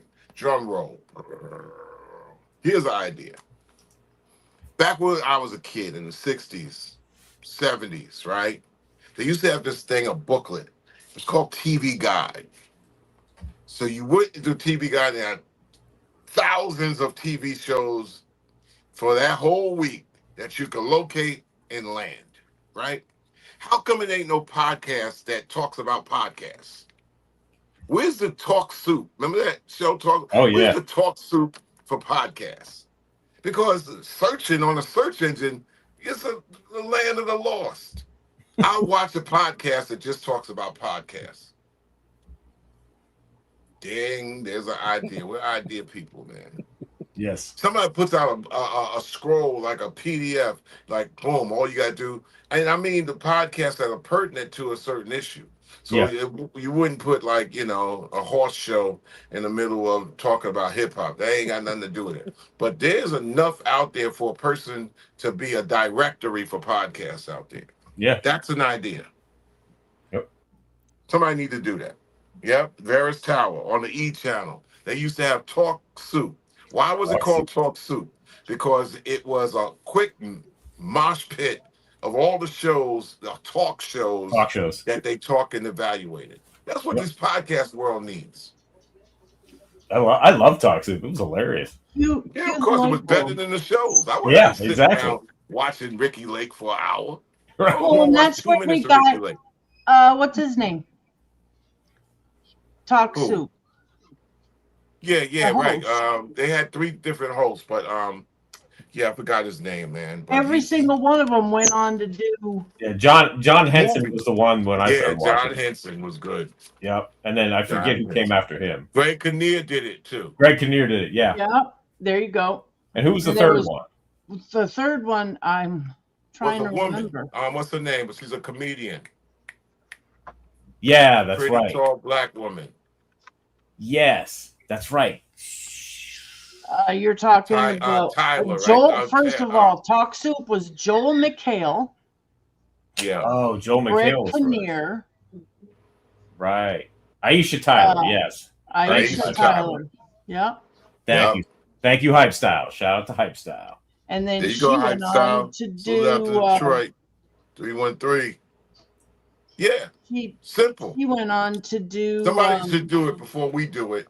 I can't do it, but somebody's gonna do I it. know. Yeah, and then that's how a podcast gets monetized. Because you got the podcast that spend all the time checking the podcasts that are connected and worthwhile. Then you find out your podcast gonna beat everybody's podcast because you are the directory of podcasts. Duh. See, y'all, I ain't got the time to do these things. I know. I got a desk full enough. But I'm saying, it's like everybody got the same tools, so you got to use this to figure out how to get ahead of everybody else, or you're gonna get stuck on a bumper-to-bumper traffic jam of nothing. Yeah. Yep. That's it. I'll leave you with that note.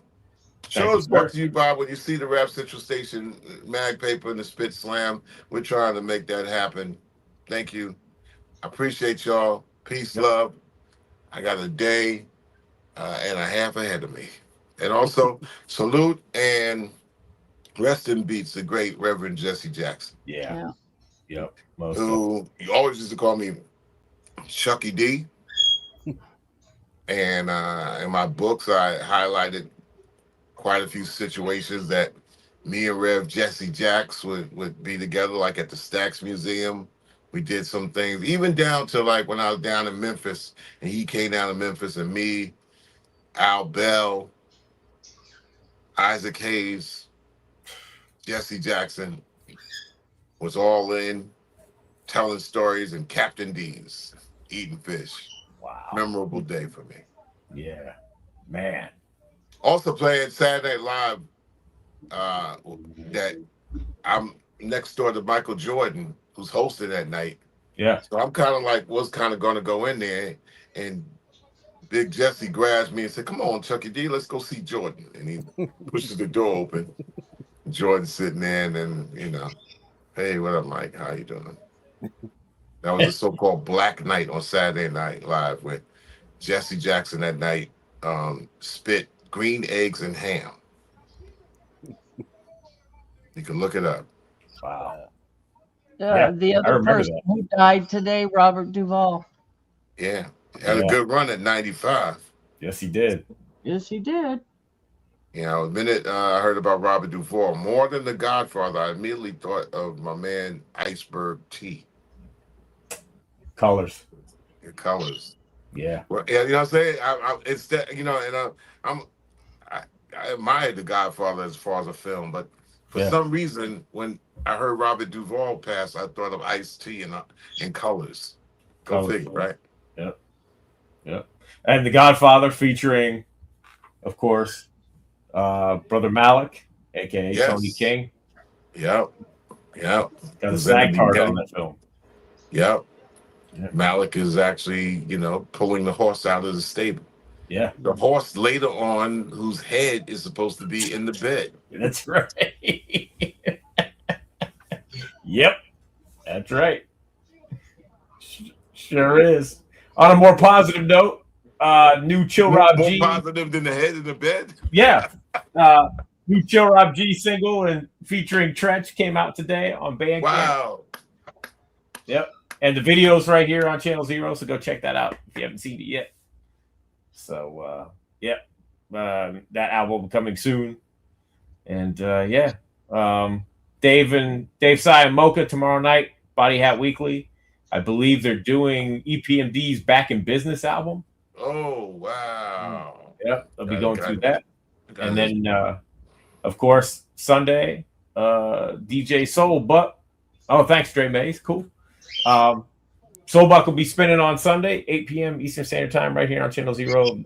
Music of next week's guest. Who we got coming up next week, Jennifer? Oh my goodness, you ought to know. I don't remember. Paul Barman. Oh, that's right. Kenny Yeah. Siegel. Paul Barman. Yeah, Kenny Siegel and Paul Barman. That's right. That is. Yep. They Paul Barman got me started in the industry. Really? Did it? No. In a way, yeah. In a way. Yeah. Yeah, in a way. Yeah, he's a workhorse. He's a workhorse. He doesn't know it, though. I'm going to tell him next week. Word. So yeah, that's our show. Thank you, everybody tuning in. Everybody watching on the replay, please like and subscribe. We got plenty of great content here at Channel Zero, and try to find that Rap Central Station magazine. Check out all our sponsors and stuff. Dick Crates, Weaponized Records, lots of good stuff floating out there. Spit Slam record label group. And JBC4, salute. Yep, salute. And we'll see you guys next week for another episode of It's C-Doc again.